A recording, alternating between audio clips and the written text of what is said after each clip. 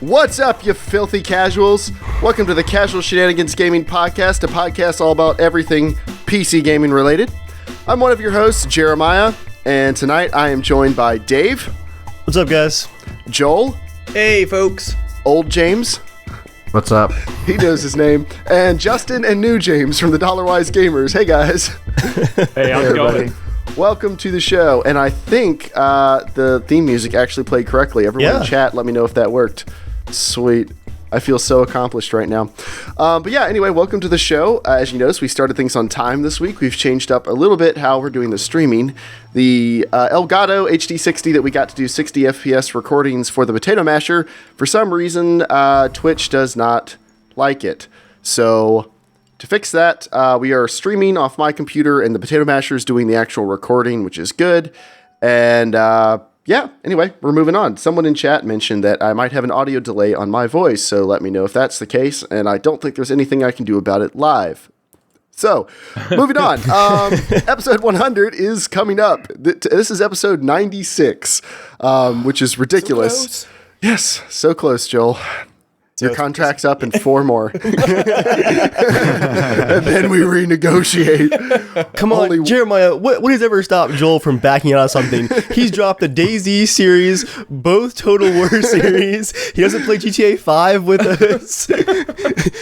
In your new contract, Joel, I never started any of those. We're going to restrict you to one Kickstarter money plea a year. You got to pay your penance.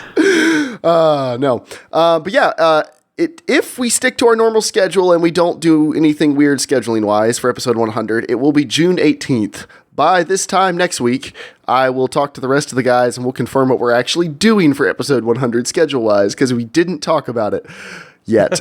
Joel says he has lots of special stuff planned. So, whatever that means. Be afraid. And Ben said he's going to donate a bunch of game codes of Bad Rats to give away. Because he's a good guy. We need to give away that unicorn game. No, Bad Rats has replaced it because I think Bad Rats is like 26 cents. So it's the ultimate give to all your friends game. And then Joel has, of course, shoved in here his not at all related to PC gaming news. The Nebula Kickstarter in Nebula from Hell, Joel's board game, has been successfully funded, but he still wants to plug it in the podcast again, asking for even more money because it still has 8 days to go. Should I just put my story in here, Joel? Yes. So at work this morning, Joel walks up. He's like, "Oh, so the Kickstarter it's like fully funded. We actually met our goal, and we're good to go for getting the game shipped out, and it's actually growing from there." I was like, "Oh, cool! That's really awesome. I figured you were gonna make it, you know." As I'm like talking to him, I'm turning my computer and I start logging into Kickstarter, where it says like you are backing for $4, and I'm trying to like log in to like remove the $4, but I couldn't remember my password, which is like 30 characters. That was the only thing that stopped you. It's the only thing that stopped me. I turned to Joel. I'm like, "It's your lucky day." It's gonna like depend on what wins out. My hatred for my password manager or my cheapness. I have a feeling it's going to be the cheapness. But I told Dave, I was like, "Dave, why haven't you not gotten this program called 1Password? It's really good." I was like, but if I said, "Why haven't you bought the app 1Password that saves all your passwords?" He's like, "The words bot." I'm using a version of... We should do a random text generator and a notepad file. I'm using a version of KeyPass from 2009, which is probably no longer secure for anything. 2009? Yep. That's like pre-HTML5. What do you use? LastPass. LastPass, yeah. Are you using a modern version? I just remember them all. I just have an Excel file with all of my usernames and passwords written down, but none of the passwords are written all the way out. I just have a couple characters enough to remember them. Okay. Yeah. So far, it's a good strategy. And that Excel file is password protected. So we'll see if that works. Uncrackable. But anyway, I just realized we didn't actually do the intro. This is Casual Shenanigans Gaming, a podcast all about everything PC gaming related. You did, actually. I did? Yeah, whatever. You did. Okay, I'll do the other stuff. We stream, Let's get the podcast started, everybody. We Here record and stream the podcast live 8 p.m. Eastern Standard Time on Thursday nights pretty much every week. You can watch us here at twitch.tv/germgaming unless you're watching this after the fact on YouTube. In which case, go to the link I just said. And you can support us on Patreon, patreon.com/casualshenanigansgaming, which pays for cool stuff like the community TeamSpeak channel, which you are all welcome to come use anytime you want. That address is in the description of this video or audio podcast. It also pays for projects like the Potato Masher, which records the podcast and serves up humble pie to consoles on a semi-weekly basis, which is a very awkward segue into The Witcher 3 is being tested on the Potato Masher. I've gotten roughly double the requests for this as we got for GTA 5. Really? Yeah, chiefly because The Witcher 3 has a 6 gigabyte memory, mandated memory requirement, or so they say. Will it run? Will it not? You'll have to tune in next week and find out. So, yeah, next week, The Witcher 3 on the Potato Masher. No spoilers whatsoever. But anyway, we are now going to get into our main topic with the Dollarwise Gamers. Hey, guys. Hey. How's it going? So, for anyone who doesn't know, what is your podcast about? Want me to take it? Go for it, Justin. All right, okay. So Dollarwise Gamers is a podcast that James and I kind of dreamed up. We had wrapped up a previous podcast called I Think You Think, which was like a weekly topical 45-minute show. An hour plus. When we were like, what it was like. And we kind of drove it into the ground because it was every week and it was so much of a commitment. We work full time and we liked talking about the gaming stuff when we talked on that podcast. And the tech stuff. So we were like, well, let's do something tech and video game related, but let's do something different. Like there's lots of tech and video game podcasts out there. How are we going to be different? Well, let's do something short. That was like one of the biggest things. It's got to be short, like less than a half hour, 20 minutes is what our kind of goal was. And let's talk about, we always talked about like $1 per hour of entertainment for video gaming. And so we had just gotten into PC gaming. And we'd been console gamers for a very long time. True. You had gotten a new computer. I'd gotten a new computer, and we're like, well, let's do this. Like, we found about Humble Bundle. We started buying lots of stuff, and we're like, this is awesome. This is exactly like this is it. Like, we're getting 5 or 6 games for $7 or $8. We're getting 7, 8, 9, 10, 11, 20 hours worth of game time out of one or two of these games. And it's like, this is it. Like, this is what we talk about. This is what people who are new to PC gaming, who don't have a big library, but might have a huge library for consoles, this is where they will go. They'll come and talk to us. We'll talk about free-to-play games, that kind of stuff. So, there you go. What's a good dollar per hour? Like, what do you guys shoot for when you're talking about something being a Dollarwise purchase? So, if it's better than $1 per hour of entertainment. So, if you spend $1 and you get an hour's worth of entertainment out of it, it's good. So, something like Witcher 3, which I actually got for about $25. Nice. Oh, man. Yeah, a heck of a good deal. And you only bought it once, right? I only bought it once. Okay. Yeah. But yeah, so that game, I was ready to spend $60 on it, but I got it for 25. Yeah, because I know that I'm going to get 60 hours or more of entertainment out of it. But there's lots of games, like for instance, you and I've started playing H1Z1 together. I've already put in about 40 hours into that game. So he paid for both of us already since it's $20 a pop. Yeah. So any of those types of games. So $1 per hour is what we're looking for. A game that meets that $1 per hour or really close to it is what's considered a Dollarwise deal. If it's better than that, like Divinity, which we got about 20 cents per hour of entertainment. Yeah, 100+ hours of content. Nice. Yeah. So, so there you go. That's the answer. So that means you're probably not interested in most AAA releases, right? Because when they come out, they're $60 and most of them have, 10, 15 hours of content. Seems pretty normal. Well, it varies because if it's a game that really fits the niche, like a Borderlands game, I can pay full price because I know I love those games. I'm going to get my 60+ hours out of it. But it makes you kind of hesitate, at least for me. Yeah, and do I want to buy this now or do I want to wait till it's a $50 game or a $40 game or a $30 game? So it varies. It definitely makes me very tentative to pay the full price for a brand new game, and especially on pre-orders, which is a whole nother issue. But yeah, you're always trying to hit that mark. I mean, my best so far is I got Warlock Masters of the Arcane for free, and I've played it for like over 300 hours. So what is Warlock Masters of the Arcade? It sounds like a terrible dungeon game. crawler. It's not a terrible game. It's just he's forced me to play it a lot. It's true. And I don't like it. It's a very glitchy Civ 5 fantasy-based kind of rip-off game. It's a 4X game. It's very glitchy. They don't bother me. They drive him crazy. Drives me crazy. Drives him crazy. But it's a beautiful game. The artwork is amazing. That is nice. true. Really good. And it's free? It was free. We got it as part of a Humble Bundle deal. Oh, okay. They were giving them away. It was the winter sale last year. Like the first Monday of the week or something, you got it for free. And so, yeah, you gave them your email address. You give away some of your information, and they give you the game for free. Sweet. Well, that definitely sounds like that was a really good deal. That's as good as it gets right there. So, do you guys tend towards more to the indie games, it sounds like, just from a price perspective? Like, does it make more sense for you to get most things out of Humble Bundles?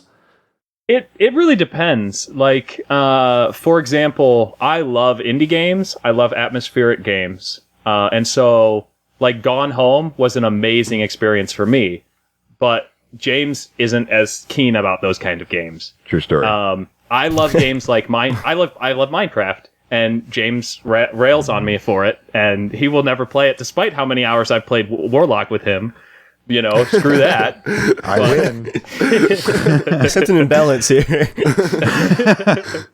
But yeah, so it depends. I like indie games, and lately the kind of push for Dollarwise Gamers, we've really been trying to reach out to a lot of indie developers to try to get them as hosts on, not hosts, as guests on the show, because we have this concept of gaming as a community, and we want to like be part of that community. We want to help build that community, because we don't make games, we just play games, and we like to talk about games. And so any indie developers out there, and this goes for your chat room too, like send us an email. Like we can have you on as a guest. We want to talk about your game. We would like to see it. We just want to see it.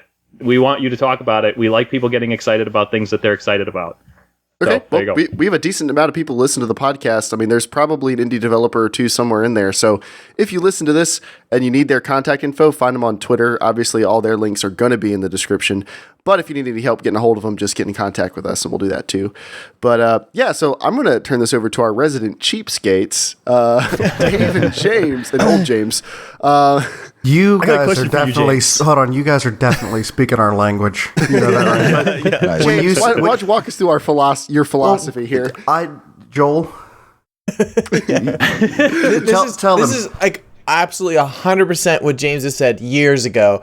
Like he always has this like, okay, like Fallout. He goes, okay, he could pay $50 when it first came out. He's like, you know, okay, let's see how much content to how many hours. So that's about 45 cents an hour. He's like, that's a good deal. And then I told him, I'm like, I'll play Call of Duty. I'm like, yeah, I beat it in 5 hours, spent $60, totally worth it. And he's just like, No, that's not what Joel will do. Joel will be like, man, Grand Theft Auto 5 is really fun on the Xbox 360, but some of my friends have a PS3. I'll get it on that too. And then Joel's like, well, my Xbox is upstairs. I didn't want to walk downstairs, so I bought it on PS4. So Joel's going to start a Dollar Unwise podcast. Really? But no, Really? Yeah, go ahead, But James. I definitely understand. Like for me, it's not. I mean, I like to play the AAA games. I do like the indie games. But if I want to play a AAA game, I kind of weigh, is it something that, number one, I'm going to get quite a few hours out of? Yeah. But also, is it something that I really need to play? Like, if I'm thinking of, like, a Nintendo game, those rarely drop in price. So you pretty much either going to spend $40-$50 or you're not going to play it. And so I'll buy those closer to full price. But I don't have a problem, you know, delaying the gratification until it gets to a price point where I'm like, you know what? Exactly. $20, sure. I know for me, James, is this true with you as well? I want to ask. I've gotten really good at evaluating AAA games and like knowing which series that even if I buy it at launch, like I'm gonna get those 100 hours in from the get-go. Like I've gotten a lot better at deciding that ahead of time. Have you? Dave, your marker for 100 hours is, does it have a map editor? Does it have a video editor? Speaking Can of which, I make stuff? Dave, what games do you 400 not put hours. 100 hours in? just for Joel, I was looking at my Steam library here. I remember that I only paid $35 for Arma 3 because I got it in the alpha program. So I've only paid $60 for Arma 3 plus all the DLC. I currently have 977 hours in Arma. Oh my gosh. That's 6 Nice. cents That's per good. hour. That's very, very good. 6 cents per hour. Yeah, I think when I first started out, like when the Humble Bundles first started, every month they came by and I was like, oh my gosh, I can get all these games for like $5, $6. Yep. This is amazing. And then like a year and a half later, I'm like, yeah, I've played 2 of those. Like for me, I pick 1 or 2 games at a time and I get super invested into them. And then I'll try a bunch of indies for like an hour and move on. But it's great if I paid so little money for them. But now, like Steam sales will come and go. I won't buy anything. Humble Bundles come and go. I won't buy anything. Because now I think like Dave, I'm starting to look at games and I can go, yeah, I'm going to play the crap out of that. Or like, yeah, Guacamelee looks cool, I guess. But realistically, I'll probably boot it up, play 20 minutes, and go, and move on. You know that's free, right? For the PS Plus. Oh, free! Like, yeah, it's as free as PlayStation Plus is. So I'm paying how much for it this month? $2.50 for that game. But yeah, like I watch Bundle Stars, I watch Indie Gala, I watch Humble Bundle for all kinds of deals. And Indie Gala, as an example, has a special deal on Mondays and Fridays, and then Bundle Stars has like a middle of the week Wednesday deal. And I'll look at all of them, and maybe every week or two I'll pick up a whole bunch of games for $3 or $4, and realistically maybe play one of them because I'm only really interested in one of them. But, you know, it's really a contest between James and I about who can have a larger Steam library, and I'm, like, kicking his ass, so... It's true. It's seriously bloated with games that neither of us will ever play. I've never touched them. The number is the important part. That's like right. old James's PS3 indies list. I don't know what it's like on the PS4, but when I came to your house, James, seeing what you had installed on your PS3, it was ridiculous. You haven't seen the physical copies, have you? I saw your closet of shame or pride. I forget what you called it. Why don't you tell us about it, James? You're smiling so big. I can tell you're proud. Part of the game for him is the collecting of the games. Well, just like for a lot of PC gamers, part of the game is having the most badass system possible. Like that's part of the experience. Yeah. Just like for console gamers, it's about having as many Doritos and Mountain Dew as humanly possible. Like it's just whatever makes the game better for you, you know? But yeah, James, how is your game collection of indies and whatever? It's a little dusty. I But mean, do you have room for it in your apartment? yeah. It's outside of So his James, house. you get a lot of indie games like on your PS4. You put in what, like a 1 terabyte, 2 terabyte hard drive? No, I've actually only got a 500, so I have to do a lot of on my PS4 I got a 2 terabyte. Yeah, that's what I meant, your PS4, sorry. So like how do you evaluate games? Do you just get the free PlayStation Plus games, or do you buy indies on a pretty regular basis? Like I just bought Trials Fusion because it was on sale for like $5. I keep playing. Oh man, I keep playing the demo. Like every month, I'll load up the demo and play it. I should just buy it. That's the spirit. I didn't know it was on sale. Sorry, James. Go ahead. I mean, a lot of times with PS Plus, you get actually really good deals when the sales go on. Mm-hmm. Like when they have their flash sales, you can get games under $5. Mm-hmm. So I picked up that and Terraria, which I know it's cheaper on the PC, but I don't like the controls on that. So You like the controls better on with a controller? For Terraria, my son plays it too. Oh, really? I've tried playing Terraria on the Xbox with the controller, and I can't handle it. I mean, it just doesn't work. I could do it on the PC, but it was more the for the son than anything. Oh, okay. Not let him PC game yet. He has to earn it. Oh, he can play Minecraft on the PC. So, James, He's I want really to ask, good at Minecraft. Good. Minecraft is amazing.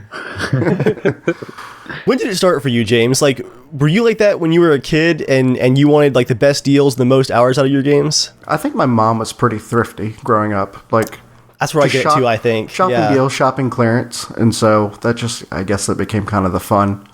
And it's not just gaming. It's, you know, if I need to buy electronics, you know, where can I find the absolute like ridiculous price for something? So it becomes kind of a mindset, and it doesn't cause me to spend like a bunch of money, but it's still a little rewarding. Because you're patient, yeah. Yeah, it's fun. Mm-hmm. It's fun to me. Also, I think a cool thing about what you guys do with the Dollarwise Gamer thing is, you know, indies and stuff will run on most computers. Like, there aren't many indies that are truly demanding. The Vanishing of Ethan Carter would be one of them, but like, it's certainly in the minority. So, like, if you really want to be a frugal gamer, you can get hundreds of hours out of games that run on really like whatever computer you have laying around. It's true. Hopefully, though, in the coming years, with like Unreal 4 and all these games going like not freeware, but you can get them and use them. You just pay that company like back for it when you sell. Hopefully, we'll actually start to see some indie games that have that really push your system, which will be really cool to see. Indie gaming, they're the ones who can really take the risks. So that's amazing. It's like when gaming went to CD and it cost so much less to make them. They could really take risks. So yeah. Do you guys own PS4s? No. Oh. I'd love to buy one, but you know, I just bought it. For what games? What games would you play? Precisely. You know what? No Man's Sky That's what I was. That's where I was coming going. out for PC, so I should be fine because I've got a GTX 970 in my computer, so I should be okay for most gaming for a couple of years. Yeah, you should be all right. Yeah, especially because I don't go over 1080, and I'm more interested in like 60 frames per second most of the time, so I should be good for a while. So are you guys pretty excited about that game then? Since it is kind of You have no ideas. It was funny. I was walking through Walmart earlier, and I saw it on a screen. No, it was GameStop or Walmart. I don't remember. It was on the screen. I was like, oh my gosh, this game looks so just gorgeous. Yeah. James just wants a quiet moment alone with his thoughts there. It's like Serenity, just flying around. I get it. Like, I understand that feeling. Oh, yeah. We are on the same page. So we got this piece of mail in, which I thought tied in pretty well to having you guys on this week. It's from Traven Fallows. He's written in a couple times. He says, "Hey guys, with all the good games coming out, how do you manage sleep? I honestly sleep an average of 4 hours per night on weeknights and have been accustomed to this schedule since I got a paper route 8 years ago at 16. I have a different job now, but for some reason I just keep putting games before sleep. Maybe you guys can relate. I think based on the frequent callouts for insane in-game hours, Dave especially might relate." I don't think Dave sleeps ever. How can I either sleep more or at least feel like I did? Now that last sentence is so pitiful. Man, Traven, how can I feel like I slept? It's called sleeping. There's no substitute. You'll die if you don't. It's called Ritalin. Just kidding. I don't suggest that. Old James pushing drugs on kids. I think the worst moment for me was in late March this year because there's so many good games coming out. Bloodborne had just launched. I was working a full-time job, uploading and editing and recording like 3 or 4 YouTube videos a week, still doing the podcast, playing games, and then working on freelance work for like 2 to 3 hours a night. I was sleeping like 3 hours some nights. Wow. It was not good.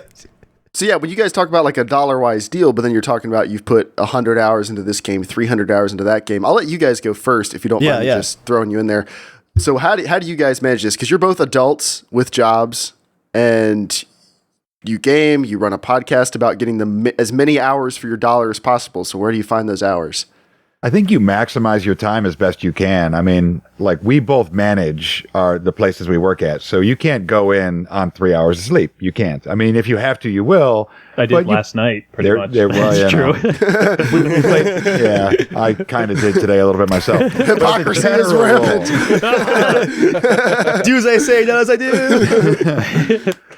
But, you just have to know when to call it. I mean, you play when you can. You get as much enjoyment as you can. I don't need to get my 100 hours out of a game in the next 3 weeks. I can get my 100 hours out of a game in the next 3 years, maybe, depending on what game it is. But yeah, you got to know when it's bedtime. You just got to know. Got to keep a clock where you can see it, because you'll lose track. That being said, sometimes you need a night like last night, where we stayed up till 1 o'clock in the morning playing H1Z1. It's true. Yeah. It's true. It just can't be every night, I think. No. Yeah. No, we're too old for that. See, Dave actually has a toilet for a computer chair, so he takes care of some of his time. He's really maximized. Wait, is he using that chair right now? Because I'm uncomfortable. I can't put the camera down lower. Watch for the straight face. Thank goodness. His wife comes and brushes his teeth. Oh, all right. Please make it stop. I don't eat actual meals anymore. I just drink a nutrient-rich sludge twice a day. Just like an IV line at my desk. It's all about time. Yeah, but when Payday 2 first came out, or when we first got it, when we first got into it, yeah, we first got into it. Embarrassing. It was amazing. We decided we are beating this heist tonight. Unlike normal difficulty, we sucked real bad. But it was like 4:30 in the morning, and I think it was on a Thursday night. Like I think people had work the next day. We all went to work. Yeah, it was not on a Friday night. It was definitely like. And it was great too.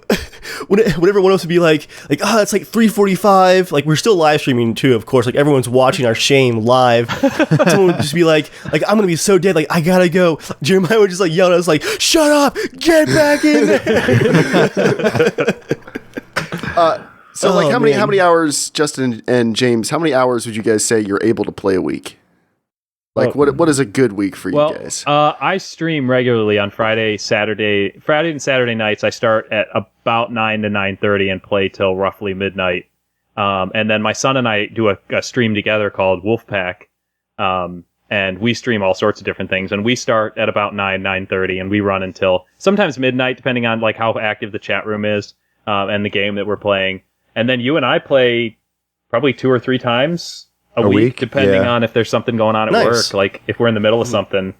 So we'll start about 9, sometimes a little earlier than that. I've got 2 kids. One of them's 4, and one of them's 10. That's my son who does the wolf packs with me. And so a lot of times we're limited by like when my daughter goes to bed. So, okay, now we can start playing because, right. I'd say I probably get 10 to 20 hours a week, depending on the week, depending on how busy I am at work. I would love to have more, but it's difficult. And I'd say you probably exceed that because you get to play a little more than I do. I do. Yep. James, lately for you, it's been like an hour and a half a week, and then a lot of just sad staring like you're doing now. I remember what sleep used to be like. I remember that life. Miss you, James. Actually, Joel and I played, what did we play, like maybe 4 hours this week? 4 or 5 hours? Yeah, you have a couple hours to play games, and you play Dark Souls. Why don't you want to be happy, James? I'm able to laugh about my own death. Well, I do That's it first, the key. And then 6 or 7 hours in, I'm like, why? I played like the first 2 hours of that game and thought I was the shit at that game. And then I went back to it, and I was like, I suck. Like, I really suck. I hate this game. I'm never touching it again. You have to be in a zone. Yeah. You have to be in a zone with any of the Souls series. Like, you got to know when you're hot and when you should just get off for the night because nothing good's going to happen. I was like, nobody can touch me. I can block everything and stab you all. And then, like, the next time I play, I'm like, why doesn't anything work right? What's that? One night on vacation, Joel, where I made it through, like, the entire forest in Bloodborne. Like, one shot, didn't die, just killed everything. It was a lot harder than that the next day. I was like, 1 beer in, a little bit bleary-eyed, just in the zone. I just remember my wife just laughing at you the entire time. Yeah, she's real supportive. So she's like, you're dying again. You suck. and then Joel, my wife was like adding on to it too. Like, we were all in the entertainment area there on vacation, and he'd die, and my wife would just be like, Jeremiah, why aren't you good at this game? Yeah, so Joy just made fun of me. Jesse's mean. She really went for the low stab. Yeah. I would say, like, for me and Dave, we're gonna end with you because when it comes to time management versus gaming, you're amazing. But well, I would say my secret is I schedule my entire day. Like, I never just think, what am I gonna do today? Like, I have every hour, I know what I'm planning on working on for the entire day, just because there's so many things I like to do. Like, and James is going to be back in a sec. There's stuff, like, there's hobbies I have I don't even talk about on the podcast. Like, there's whole other things I spend hours and hours on each week. We mostly just talk about gaming here, but are there some hobbies you haven't told us about at all? He just raised his eyebrows. What does that mean? No, but like, so there's, to make it work, the only way to make it work is like, I'm a small business owner. My schedule changes all the time, depending on like what my workload's going to be for the week. I never have a day where I'm like, man, maybe I'll game or something this evening. I'm like, no, like as soon as my wife gets home, we spend a couple hours together. Then I need to work on this. Then I need to work on this. I want to get it all done by 10. When my wife goes to bed, I'll hop on game with you guys till like midnight, maybe work on like something for the potato masher for like another hour, go to bed. Like, I have to schedule it out because when I was younger, I used to think I was busy, and I think all the adults here can probably relate because I was like, I'm so busy. I got something I got to do every evening. I have stuff I have to do. And now like these evenings, like I only have a couple hours of stuff I got to do. I have so much time to do whatever I want. Like, the only way to make it work is to plan ahead, which is a very adult thing to do, so it shouldn't seem that ridiculous. But, like, I don't know if that's the secret, but it certainly helped me. I don't do anything spontaneously. Even, like, the most spontaneous I'll be is I'm going to game something tonight. I don't know what it is, and I just wait to see what other people are doing, and then I pick. But, like, I just have to plan ahead of time. And then there's Dave and coffee. Dave, sing us the song of coffee. I just drained the cup, actually. I brewed some before the podcast because the leftovers weren't enough. Why are we laughing about your problem? It's one of those nights. So every night. It's one of those nights. A night ending in Y. Dude, 2 cups a day isn't bad. That's not bad. Oh, no. 2 8-ounce cups. Well, the first one's more like 14 ounces. Okay, all right. That's The morning one's 14 ounces. But I like your point about scheduling, and this is actually kind of funny for me because when it comes to scheduling, I'm a very back of the mind kind of person. I don't usually have like a really hardcore set schedule for stuff. I do have a checklist I use on my phone, and I do kind of go through my checklist day to day, like with stuff that if I don't focus on it first, I am going to forget about it and then be pushed for time elsewhere. And it is funny because my wife is like 100% a scheduler. Like everything has to be organized and planned out. But for me, where I schedule a lot of stuff is actually my time for games because I do try to fit so much stuff in. She always laughs at me, my wife does, because we plan out ARMA events, like an ARMA mission, like a 2-hour mission, we plan it like a week in advance just because, we're all adults and time is already crunched. And when you have multiple people, 8 or 9 people that have different schedules and are all over the world, it's hard to get together and plan that time out. So yeah, I do actually schedule a lot of time for games, like specifically. As far as getting more sleep in though, what I try to do, and I've been getting better about this since March, is focus on the day-to-day stuff first, get that out of the way so that you can just kind of sit down and have some time that's focused on gaming here and there. And also for me, being mainly a PC gamer, when I do sit down, I've gotten better at like closing Firefox, closing stuff down. And if I'm going to game, like, get into it and actually play for a while. Don't get super distracted and end up spending half your time checking Skype or, Twitter or stuff like that. Like, actually just relax and have some enjoyable time. And then make sure you do try to get some actual sleep in there. And don't forget about your friends and family as well. How about you guys? Welcome to adulthood, Dave. Yeah, basically. Where you put your life, the real things first. Good job. I'm getting better. Yeah, there comes a point actually where you can no longer replace sleep with like volume of coffee. There is a point where your body just says no. Well, I remember at the beginning of last year, like for anyone who doesn't know, like at the time, my wife and I lived in a camper because we were paying off our student loans. So all I did, like I came home from work, my wife and I spent 1 hour together, regimented, which, man, there's nothing like romance, like scheduling this 1 hour, no more, cry silently. Oh, I'm done. But, and then I would hop on and start working like all my freelance clients. And I would do that for like 5 hours. So the amount of games I was playing, like it was maybe 4 or 5 hours a week, maybe. And working on stuff for my YouTube channel, it was like the podcast and that's it. So like there definitely been ups and downs when it comes to gaming. Like, and there were times before where I would play maybe half hour a week or nothing at all. Right now, I guess I'm in a little bit of the good old days because I have a much more flexible schedule and like it's not a big deal if I want to stay up till 2 because I can get up whenever I want. Like I can kind of do everything at my own schedule. It just all has to happen. So, like I'm definitely a little more permissive now, but I'm sure that will change, and I will regret any time I've wasted now. So remember, folks, get a job at home. It's not for everybody. Don't get married. Don't ever have kids. You can play forever. Yeah, don't get married. Don't have kids. Work from home. Don't see anybody. Don't make friends. Just play. Yeah, I mean, think about it. If I didn't have this podcast where you guys are distracting me from my game time and dragging me on vacations and to hang out and go out to eat, like I could fit so much more gaming time in. But no, you guys are all like real life. And what's really important, Dave? Come on. Geralt of Rivia is what's really important. I'm getting really jealous. I want to go home and just play Witcher. So. Oh, we haven't even gotten to the Witcher part of the discussion. We're going to keep it short this week. Anyone who's tuning in thinking, man, these guys are not going to talk about anything but the Witcher tonight, that's going to be next week. I'm ready now, though. I've already put up 2 videos this week. I'm ready now. I'm going to give you like 5 minutes to talk about it tonight, but we have more to talk about next week with The Witcher. Okay. We've already done like 3 podcasts dedicated to The Witcher. Can we take a break? For one commentaries from me too, additionally. There's so much more to say. Exactly. Yeah, that's reasonable. That's reasonable. Yeah, so you guys mean the Dollarwise Gamers. It's a lot of guys Somebody here. vaguely in this room. I'm great. I'm a great host. So, like, what do you guys have coming up? What games are you guys excited about on the horizon that you're planning on, hey, I'm going to spend a crap ton of time on this? Witcher 3. No. As soon as No Man's Sky comes out, I'm going to just dive into that and probably never come up for air.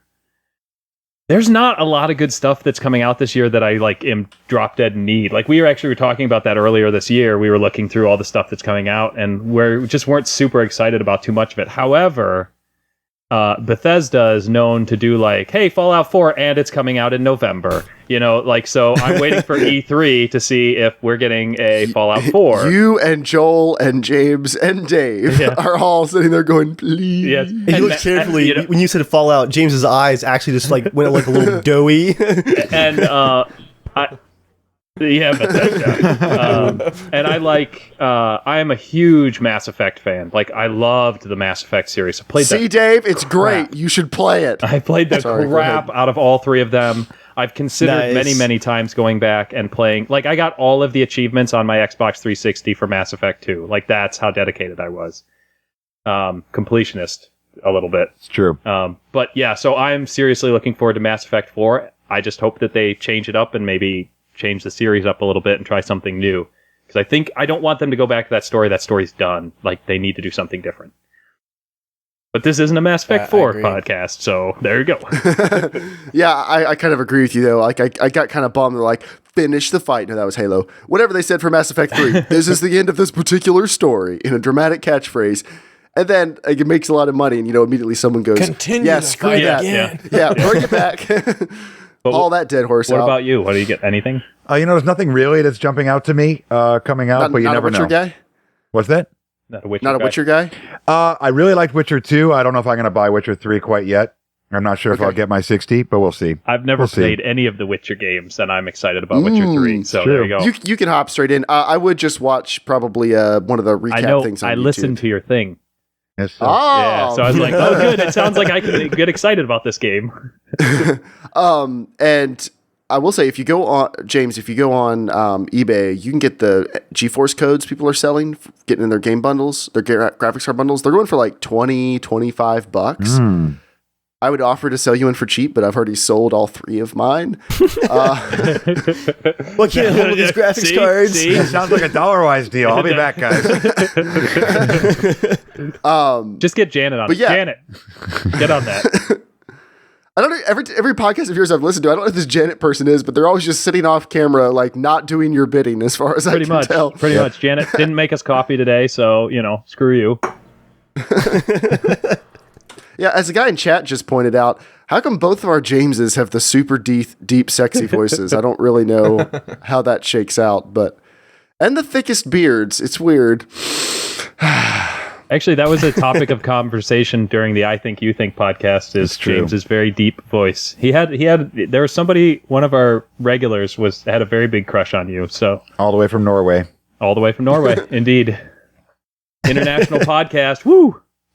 We briefly mentioned rebooting something, which means it's news time. It doesn't really mean that, but it kind of segues into the first news item. Joel, sing the song. News time! That's the song.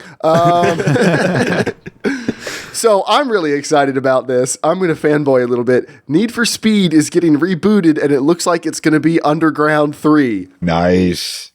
Yeah, I knew you'd get excited about that. Love the Need for Speed Underground games. I love the Need for Speed franchise until it kind of went off the rails a couple years ago. But a new Need for Speed Underground, or it's just going to be called Need for Speed, but it looks like Need for Speed Underground because there's lots of customizable things on the cars. I would be so excited about that. My only question is, what happens in 50 years when we have a reboot of a series every 12 years? And what is the Wikipedia entry going to look like for Need for Speed? Which generation? That's true, because wasn't the one a couple years ago, wasn't the PlayStation 4 launch game Need for Speed just called Need for Speed? Wouldn't surprise me. No, it's called Need for Speed Undercover. No, Undercover was 6 years ago. I think, isn't Rivals the most recent? Rivals. Rivals might be the most Is recent. that the one that you played No, I haven't gotten that one yet. No. Oh, okay. I feel like there has been another self-titled Need for Speed in the past couple years, though. I could be wrong. But it's being developed by Ghost Games, who produced Need for Speed Rivals 2013. So I could have just read 2 sentences farther into the story. Sounds like the way I do journalism. Deep investigation. They say it's going to be released worldwide autumn 2015. So you just heard about it, and it's coming out this fall. That doesn't make me feel great. No gameplay until middle of June, too, right? During E3? It may be they've just been working on it, and they're just going to announce it like it's coming out this fall. They've been working on it for 2 years, but I feel like we would have heard something about it. And if they worked on Need for Speed Rivals, that means this is a 2-year turnaround game, which is also a little bit concerning. What? Those are never a problem. And it's probably going to be a Frostbite game as well, which outside of the new Dragon Age, Frostbite has become like a curse on games, it seems like. Dragon Age, no. I put 40 hours into that game, and I still am not like in love with it or anything. Like I feel like I wasted 40 hours. Like I didn't waste it, but I'm like, nothing drew me in on that game. If you're thinking, man, I'd like to play Dragon Age, but good, The Witcher 3. There you go. Nice. Basically, think of any RPG you've ever played, then go, but really good. And that's The Witcher 3. Did you play the original Dragon Age games?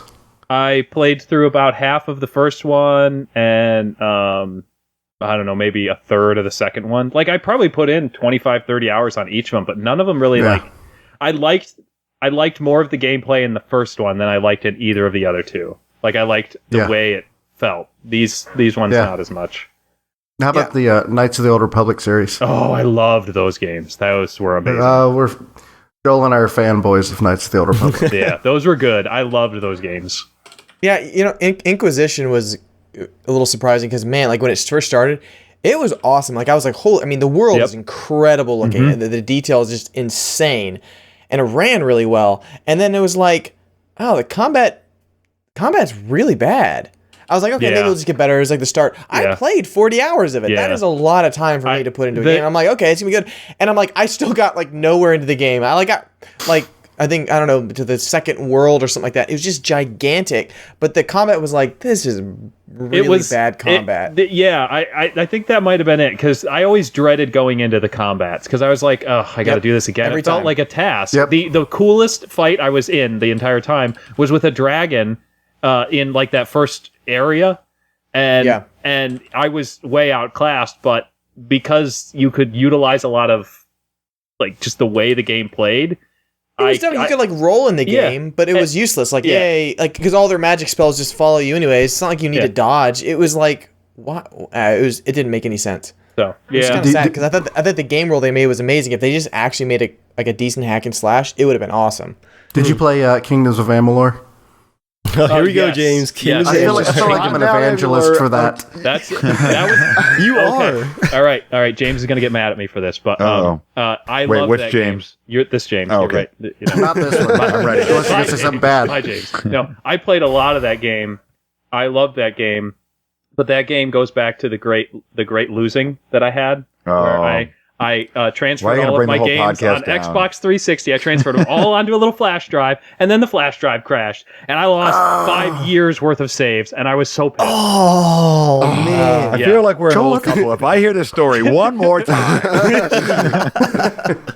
It ruined, honestly, that started me down the path to PC gaming, because I lost so much content. I like that story better now all of a sudden. Yeah.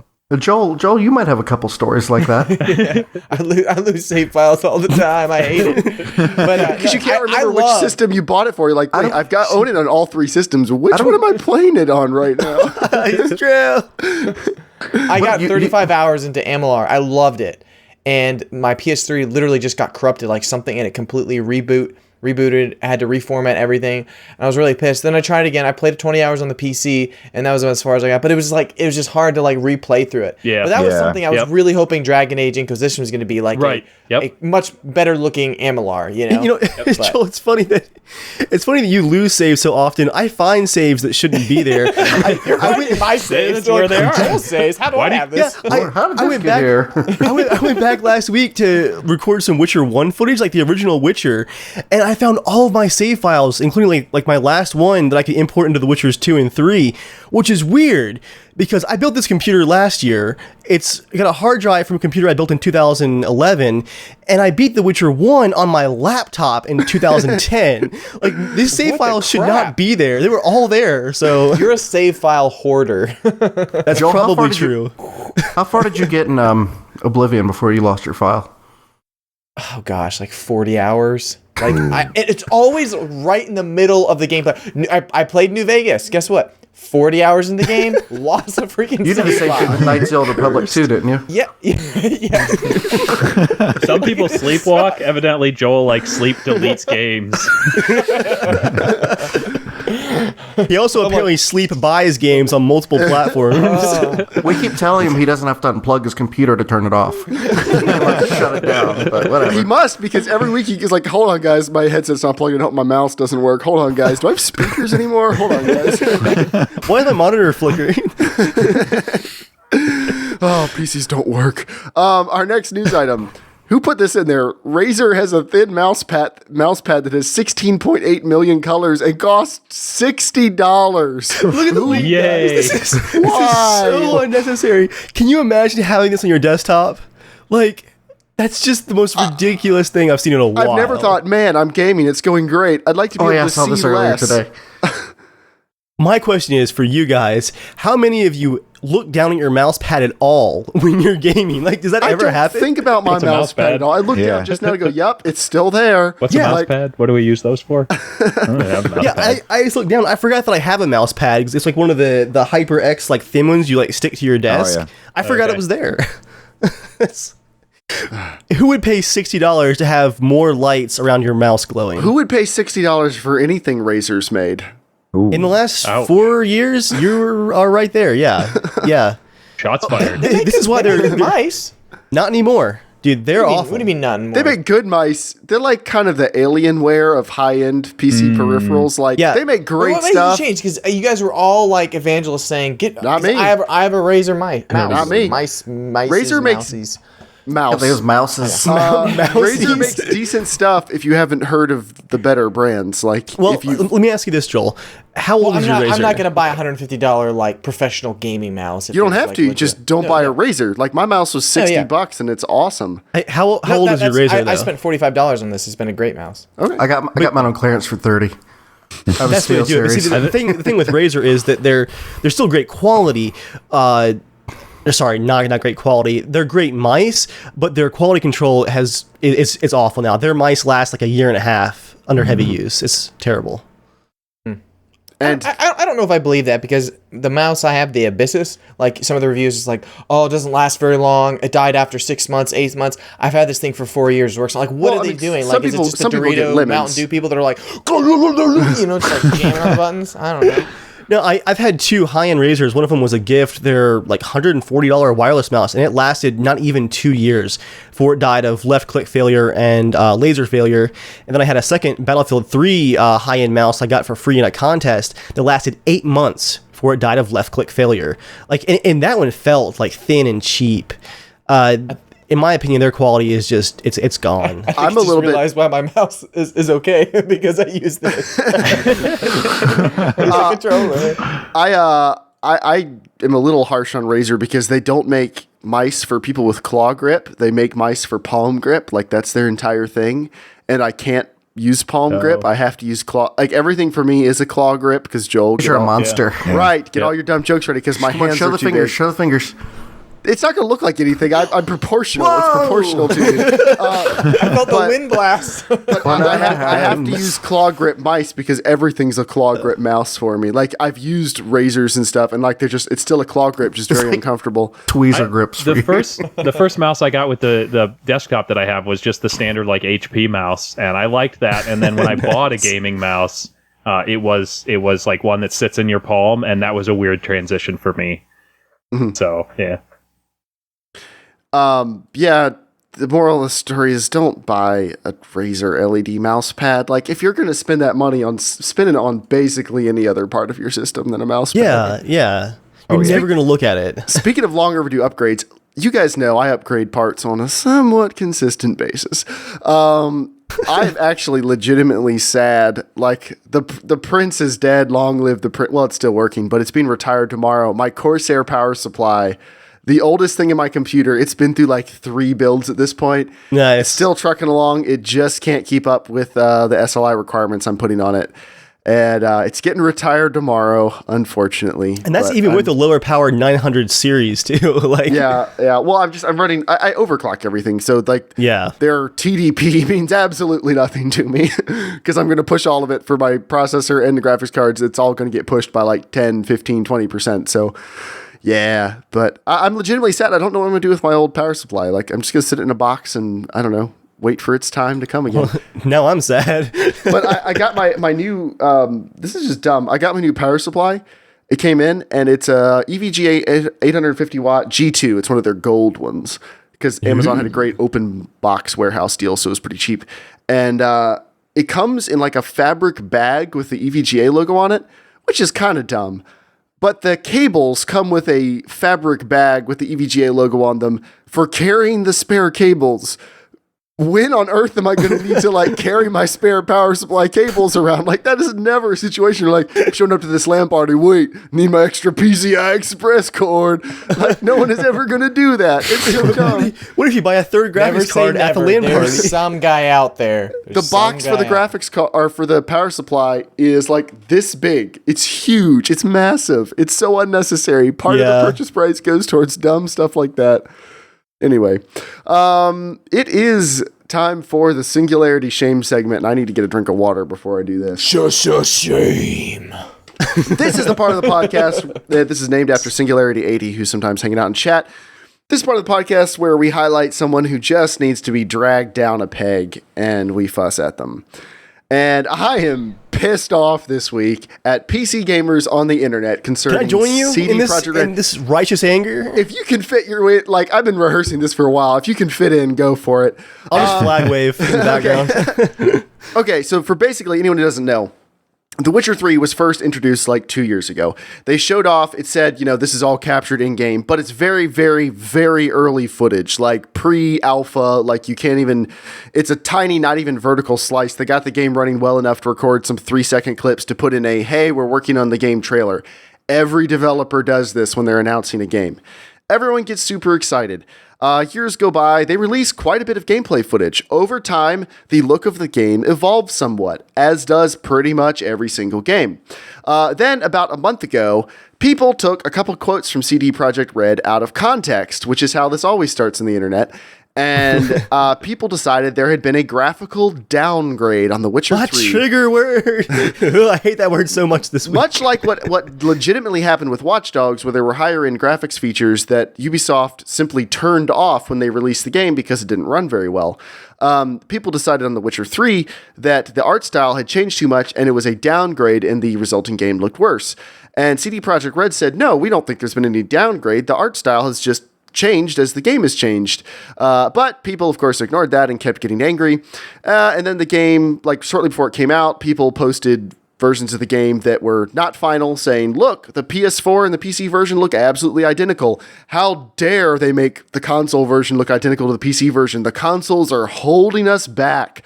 And then CD Projekt Red said, there's no downgrade and those aren't the best settings because no one's going to see those till the game actually comes out. And people ignored that and kept on saying, nope, screw you, CD Projekt Red. They don't care about the gamers. They don't care about PC gaming, which is obviously people who don't know about CD Projekt Red.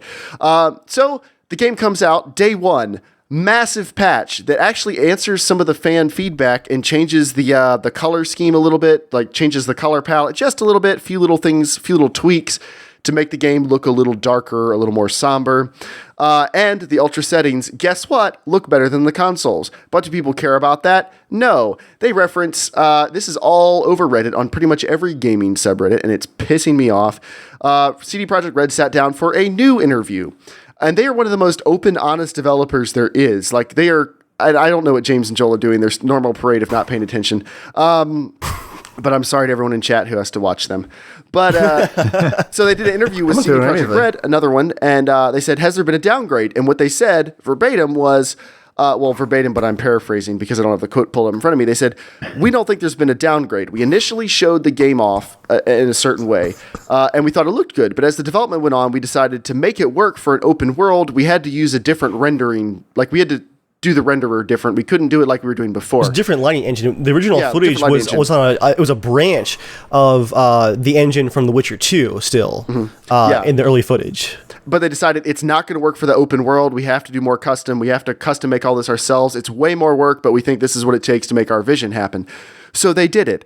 And the art style evolved. They said, we don't think there has been a downgrade. We think the style has changed, but people can compare the two versions themselves. If they think there's been a downgrade, that's up to them.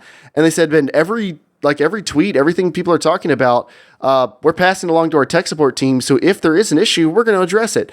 And people still online going, oh, wow, you're just lying about it before. So you get us to pre-order your stupid game. Now you're telling the truth now that everyone's bought it. And then going on again, PC gamers going on about how, well, this is why you shouldn't make it for the console. It should be a PC-only game. Shouldn't come out in the consoles. Consoles holding us back. This game, the optimization sucks.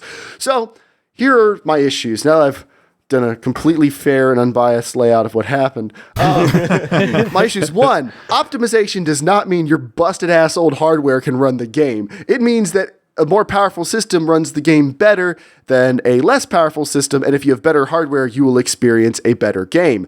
Optimization does not mean that, like, people were complaining that, like, their Radeon 7850 and their Athlon X4 processor couldn't play the game. No crap, those are old parts. Like, I'm sorry. It's like, 2015. No, not they couldn't play the game. They couldn't play the game on the highest settings. Get over it. That's not CD Projekt Red's problem. Like, you're complaining that the consoles held the game back, and you're also complaining that your computer isn't strong enough to run it. Like, that's not how that works. When your computer is actually weaker than some of the consoles. As far as consoles holding it back, you know what CD Projekt Red said? They said if we hadn't built this for the consoles too, the game wouldn't have come out. The harsh reality is that games are super expensive to make, and you have a relatively indie developer has made the biggest open world RPG of all time, and debatably one of the best open world RPGs of all time on GameSpot, a much smaller budget. You can quote it. GameSpot called it one of the a lot of AAA games every best year. games of all time. So you And can they've quote said it. it literally would not have happened if it was not for the game coming out on consoles, because guess what? People on consoles buy more copies than they do on the PC. The PC is the biggest install base, but it's also the most fractured because there's hundreds of different game franchises you can buy. I see you, Joel. 1 second. So plus, you have Joel buying 2 copies as well, so that's like extra money just free. That's what I was gonna say. But like, say, one copy. If an average game sells But you have 2 copies. If GTA sells 5 million copies on the PC, it sells 25 million copies on the consoles. That's just how it is. You can make more money on consoles, and the install base is there. They have to sell the game on that. It has to work on the consoles. If it wasn't for consoles, your game wouldn't be coming out. And I like the Louis C.K. quote about, like, you shouldn't never look into someone else's bowl to see if you have more than them. You should only look into their bowl to see if they have enough. Who cares if the console version looks great? The game looks amazing. Downgrade or no, the game is astounding looking.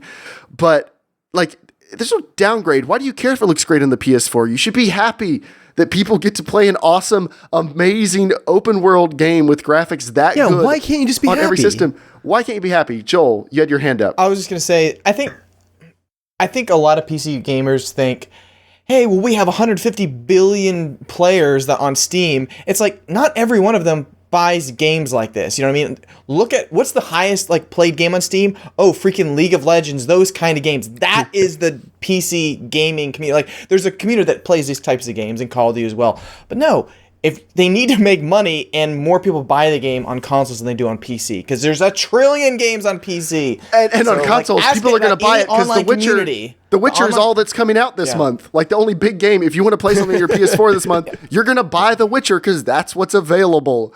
I don't think people understand that, like, the communities, when you play on a console, when a game comes out, the community is much bigger because you don't have 10 trillion games coming out. It's like, hey, The Division's coming out, or whatever, the Call of Duty's that. Everyone's playing that game. On PC, it's like, hey, you have that game, but then you also have 10,000 others. So there is going to be a large community on that until the next game comes out. I don't think. So on PC, you can also play games that are 10 years old too. So like everyone's so split. Yeah. And the last part of this that pisses me off is the people saying CD Projekt Red doesn't care about PC gamers or PC gaming. If you don't know who these guys are, they started their business doing localizations, adapting games into their into Polish language to sell because they wanted to play games so bad they wanted to share them with other people in their area. They started doing that. And then they also wanted to convert pirates into paying customers because everyone just pirated games in the early 90s in their part of Europe. So they started out like that. Then they made an indie RPG on a shoestring budget with barely any people because they wanted to. And they turned it into like one of the biggest breakout RPG hits ever. Like people were blown away by its super mature storyline and how great it was and everything. So it was amazing. Then they followed that up with making a really massive, awesome second RPG that did even better and was better in every respect, and people absolutely loved it. And for each of those games, after the fact, they came back and released a free enhanced edition where they went back and said, okay, like a year later, if we had the time and the money, what's every single thing we could do differently about this game? Because most developers, when the game is shipped, they can do support for 6 months, a year or so. They have to move on to the next project. Yeah, they have to make DLC. They have to move on to something else because they have to pay the bills, and there's nothing wrong with that. But CD Projekt Red went back and did everything they could possibly want to do to make the games as good as possible, and then re-released that for free. And if you own the games through their service, GOG, they would give you free artwork and comics and soundtracks and everything. Just as a thank you for buying the game from them, they would give you all this free content. For The Witcher 3, leading up to its release on GOG, I've gotten wallpapers, comics, little printout papercraft dolls you can make, like black version of the soundtrack, black soundtracks, digital art books. They're putting out 16 pieces of DLC for free. The only stuff they're going to be charging for is expansions. They're going to total about 30 hours. Their expansion packs are bigger than most games, and that's the only thing they're charging for. And don't forget, Jeremiah, physical copies of the game, PC, console, both, they came with a thank you note from the developers saying, hey guys, thank you for believing in our game and actually paying for it. Like, that means a lot to us. Like a personalized thank you note, along with like the physical versions, physical map, physical soundtrack, stickers, like patches, all this extra junk. Except my digital version didn't come with a physical map. What a bunch of jerks. They didn't print one out for me. But so all that, and then there were people seriously talking about how they were going to torrent the game to teach CD Projekt Red a lesson. Like, go blow up. Explode. Wherever you are. Such a weirdly specific insult. Go swell with size until your organs explode. I am Joel, I have spoken. That is amazing. But yeah, like, and the funny thing is, CD Projekt Red wouldn't be mad at you if you pirated it. They're just glad you're playing their game, and they've said that over and over. Man, if you can't buy it, pirate it. We're happy you're playing it, but if you can buy it, we'd appreciate it. Like, what other company would even say that? A week before launch, Jeremiah, because the PC version of The Witcher 3 has no DRM, no content management, no lockdown, the pirated version was out. It's a DRM-free version, too. What more do you people want? It supports mods. It's DRM-free. They give you the DLC for free. They listen to your feedback. It's the best RPG I've ever played. Take a breath. I got this. The pirated version leaked a week before launch. And there were developers from CD Projekt Red, like on Pirate Bay, saying, hey guys, I'm glad you're excited about the game. I understand if you want to download and try it out, but hey, just a warning, this is the 1.0 version. There's a like half-gig patch coming out, a 1.1 version on day one. It's going to like add tons of fixes to the game and improve graphics and all this stuff. The developers are posting on Pirate Bay, hey, on launch day, guys, go ahead and download GOG Galaxy, our client, DRM free as well. Go ahead and patch your pirated version of the game so you have the best pirated experience. Wow. Who else does that? Wow. The developers. He's like, hey, like if you want to try it out, I prefer if you buy it, but you know what? Make sure you have the best experience. So if it sounds like we're a little bit of a hypocrites because we're harsh on games when developers lie about stuff, we defend CD Projekt Red because if any developer deserves it, they deserve it. And a lot of people don't really know what they've done for PC gaming. I'm just going to say now, on the Witcher 3 Potato Masher video, I will ban people so fast from the comments. Like, you want to start something about the downgrade and start picking on other people, like the trolls can go elsewhere. I will get rid of you so fast. CD Projekt Red is awesome. Even if the game sucks on the Potato Masher, and I'm not giving anything away here, even if the game is unplayable, even if it doesn't work, even if the graphics suck, you will be respectful of CD Projekt Red or you will leave. Or go blow up. That has been the Singularity Shame segment. It's now time for the mail. Mail time. You can be a part of the show. Joel, you sounded afraid after that rant. You're just like, don't get me, Jeremiah. You can be a part of the show by writing in at casualshenanigans@gmail.com. Just like Lanky Soldier did. Lanky Soldier's in chat. Hey, man, we're going to answer your piece of mail right now, which I could have just started reading it, but instead I told you that. Hello there, Jeremiah, Dave, James, Joel, and everyone else who are present at the podcast. Justin and new James. I have another question regarding my computer. I decided I need to upgrade my CPU. I feel sometimes that my CPU is holding down my GPU. I have an FX 6300. That's a hexa-core AMD processor. Stock runs at 3.5 gigahertz. I'm considering an FX 8350. That's a 4 gigahertz octa-core. or one of Intel's i7 processors. Then I Googled that my motherboard doesn't support Intel chipsets. Correct, because it is an AMD chipset. These are the options I came up with. Buy an FX 8350 as it goes with my motherboard. No fuss, just change the CPU, it's all good.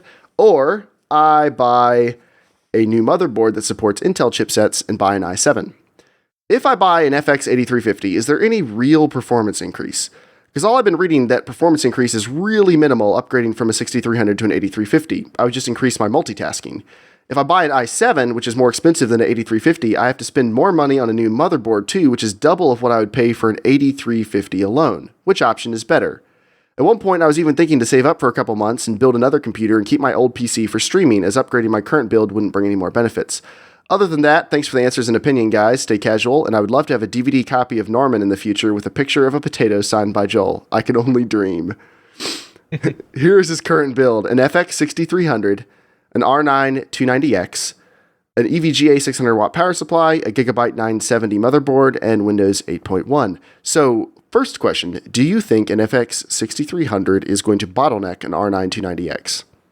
That's your question, Jeremiah. Yeah, because you guys don't know AMD, because you're bigots.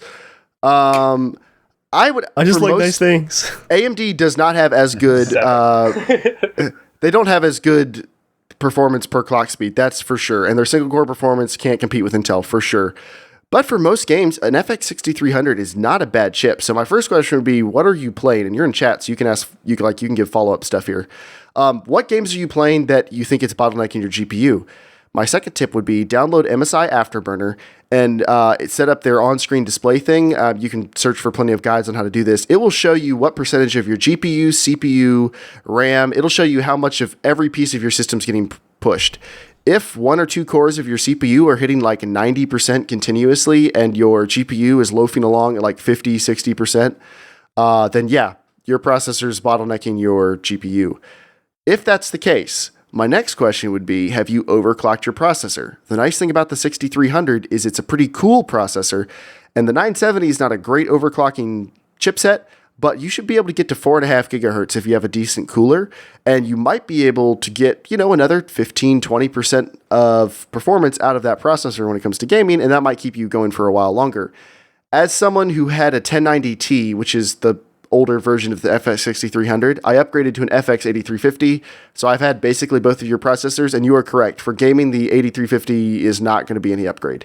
It's great for video rendering, for 3D, stuff like that. It is not awesome for gaming if your primary goal is good single-threaded performance.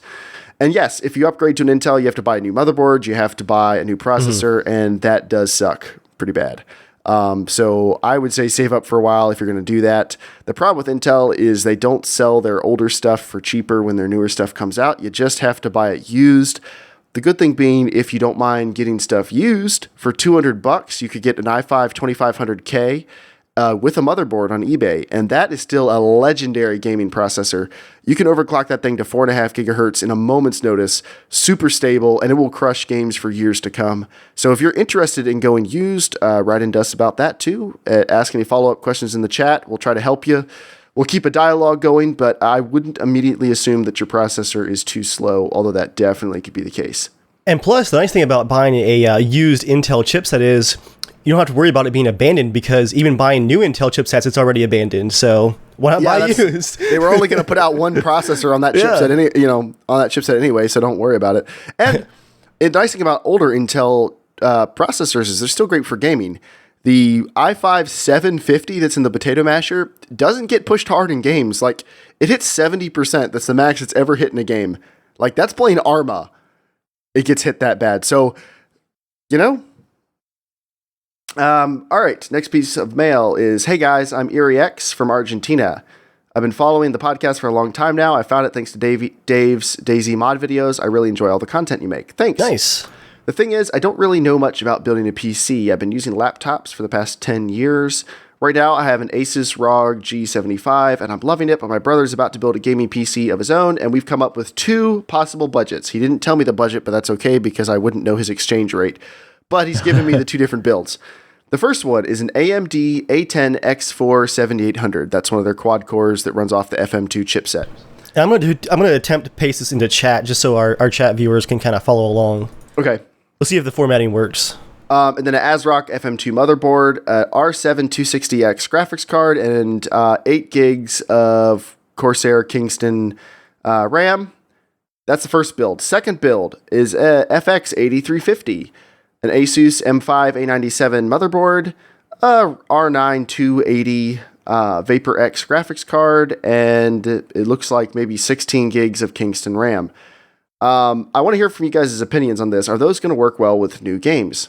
I know the second one is better, but right now, here we're having a lot of trouble importing anything inside the country, so the first one's easier to get and a lot cheaper. Thank you for your help and keep up the good work. So we don't know what games you want to play, so it's kind of hard to make a super good recommendation. I will say the first one is definitely more of a budget gaming build, but depending on what you want to play, it might be perfectly fine. Like, it'll play all current games on probably medium settings at 1080p. Yeah. I mean, so if you just want to play Counter-Strike and Team Fortress and League of Legends, stuff that like a lot of PC gamers do, that would be totally fine. But if you want to play GTA 5 on Ultra or something, that build's not really going to do it that well, and you might need to step up to the second one. But if you let us know what games you plan on playing, I give you some more advice. But for right now, I'd say the first build is certainly decent. Like, if it's going to last you a couple of years or something, if it's a lot cheaper, you could start there. Always upgrade the graphics card later. And then, last bit of mail is from Brett. Brett says, "Hey guys, I'm about to start putting a build together, and I want to be able to run most games at ultra settings and 60 FPS, obviously. And I really want to experience games like The Witcher 3 and Grand Theft Auto 5 at ultra settings, even if they don't..." Yes, you do. Yes, you do. "Even if they don't quite reach the 60 FPS mark. I'm working with around $800, and I put together a list of parts, and I'd like you to tear it apart and tell me what I should change or what decisions I have to make because I'm a virgin PC builder. Right now, here's what I've got." His build is an FX 6300. That's a very popular budget gaming processor. A Gigabyte 970 motherboard, also very popular. 8 gigs of G-Skill RAM, a 120 gig Kingston hard drive, a 1 terabyte Western Digital Blue hard drive, a Zotac GTX 960 graphics card, cheap Cooler Master case, cheap Cooler Master power supply, an Acer 1080p 21.5-inch monitor, and then a cheap speakers, cheap keyboard. So his $800 has to include the monitor. Presumably he already has an operating system because he doesn't have it listed here. So what do you guys think? And sorry, Dollarwise, you guys feel free to chime in if you care about this type of thing at all. Will he be able to play games on ultra settings with this build? No, I would venture to guess. Very cautious no. I don't know how computers work. I just turn it on. No, you're correct. The thing about ultra settings, I think ultra settings are a little bit of a sham. Not that they're not great when you can do them, but to go from high to ultra, you're looking at usually like maybe a 10% visual bump, and most people can't even see that bump. Dave can see it. I can see all the bumps. Out of the list of all the people I know who I would say if I showed them 10 seconds of gameplay footage from high settings and from ultra settings, Dave is on a very short list of people that would be able to pick out which one was which. I show you which assets weren't using the ambient occlusion incorrectly. Because Dave is real nerdy about stuff like that. But so ultra settings are going to take like 40% more money and give you maybe 10% more stuff. It's designed for people who have the best of the best and want the even experimental features, like the hair works in The Witcher 3. That kills your performance if you want to pretend like Geralt's hair is a satin sheet that looks nothing like apparently Geralt has full shampooing and conditioning out on the road because his hair is magnificent. Well, it starts with a bathing scene, so you know he does bathe. That's true. But yeah, it's a dream though. He's actually out on the road for 8 months, I think, in the story. But if you want to take a 25% performance hit and have super flowy hair, if your computer can handle it, go for it. But like, just to interrupt for a second, it is just the concept of diminishing returns. Ultra is great, but honestly, for a build for $800, you shouldn't be targeting Ultra because high is going to be everything you could want. You're only going to want Ultra if you see a side-by-side comparison and really stare at it for a while, or be me. Aim for high, for sure. Diminishing returns not worth it. And that's what I'm discovering with the Potato Masher. The Potato Masher, some games it can run on very high is what we call it, or Ultra. Some games. It can hit every single game on high. That has not been a problem so far. Tune in for The Witcher 3 next week to see if the streak continues. Shameless plug. But High is where it's at for the money. This build will play most games on high. No problem. Including GTA 5 and The Witcher 3. 60 FPS, not every game. It more depends on the game. Like, The Witcher 3 has problems hitting 60 FPS on a lot of systems. I'm not going to say that's because it came out on a 30 FPS consoles, but it's obvious that what optimization they did for lower-end hardware was centered around hitting a 30 FPS target. The game seems to like getting up to 45 FPS, and it seems to take quite a bit of power to push past that. So I would shoot for high. I would also swap out your GTX 960 for an R9 280X, which is a more powerful graphics card. If you're doing a budget build, AMD is where it's at. You also don't list a CPU cooler in this build, but I would get an R9 280X, and then I would get a Hyper 212 Evo CPU cooler and overclock your processor. Also, to answer Lanky Soldier in chat, extreme overclocking is something you should be nervous about and you shouldn't undertake if you're pretty new to it, but a nice mild overclock is not hard to do, especially on a chip like the 6300. That chip has loads of overclocking potential in it. Right. There are tons of guides online. Like, that chip is an like open and shut case on how easy that thing is to overclock. So even like a very mild overclock will get you usable performance if your CPU is bottlenecking it. And aim low, like be conservative and just work it up from there once you get comfortable with the process. You don't have to aim for a 5 gigahertz water cooled overclock your first time. Just take it slow and learn. Exactly. But and another thing I'd think about, SSDs are great. You've picked out a 120 gig SSD. That's awesome. But if you were okay, if you took the $70 you'd spend on that SSD and spent $30 more on your hard drive, you could get a Seagate Barracuda 2 terabyte drive, which is a stinking fast mechanical drive. I have a couple of them I use for different things, and I've routinely hit read and write speeds of over 160 megabytes a second, which is fast for mechanical.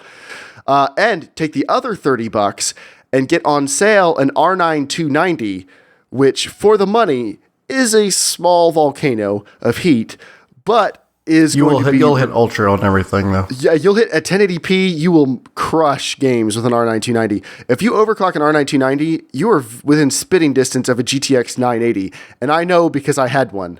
Like, yes. That card is nuts. And for $230, it's a small nuclear reactor, but it's good. But you can very easily get one new or lightly used if you get one of like the really nice overclocking models. You can easily get for $230. That's what I would do. Or just stick with the 1 terabyte hard drive and then get a $260 graphics card. For your budget, you should be putting every dime you can into graphics card. And SSDs are amazing. I love SSDs, but on a budget build, that's one of the first things I would cut, just because you will get more. Like, SSDs are great, but for gaming, you will not notice much of a difference. I run almost all my games off a mechanical hard drive. That exact same Seagate Barracuda, actually. And I almost like The Witcher 3, it loads so fast that I don't get to read the tips on the load screens most of the time. I know. Like, it's funny because it's like, did you know? All right, well, nope, I don't, but sure. Part of the reason I got my larger SSD back in early April was Your was 1 for terabyte. Would you like to talk about that, Dave? It was. I was going to say the capacity. Your There it is. Hexaquan Core Max 75,000 CPU. I want Joel to continue just so I can mock him later. That's a long name, but it was totally legit. You should look at it. I got it for It's GTA long, 5. but it's worth it. Joel's motto. Wait, what'd you say? It's long, but it's worth it. Sounds like. I got it for GTA 5 and for Witcher 3.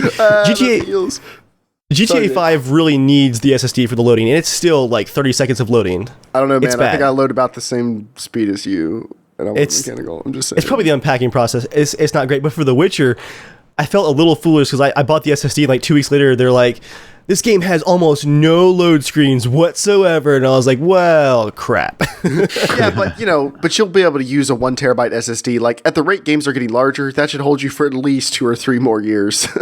And a big part of why I got it too was for my After Effects scratch drive, which was destroying my 180 gig SSD. It was eating it alive. Were you using your boot drive as your scratch drive? The stuff I was working on, just for speed, I had switched it, but then it was just... No, you never do that. If you have an SSD as your boot drive, it's boot drive, nothing else. Don't... PSA for everybody, do not put a page file on your SSD. It will wear it out. Do not use your SSD as a scratch drive unless it is an extra one. Don't use your boot SSD for that, or you are in a world of pain in a couple of years.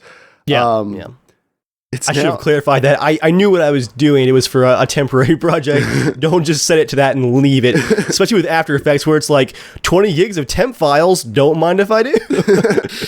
Adobe's nuts about that. For some reason, like Adobe's like, for Premiere, you have this 7 gig video, like raw video file you're going to render.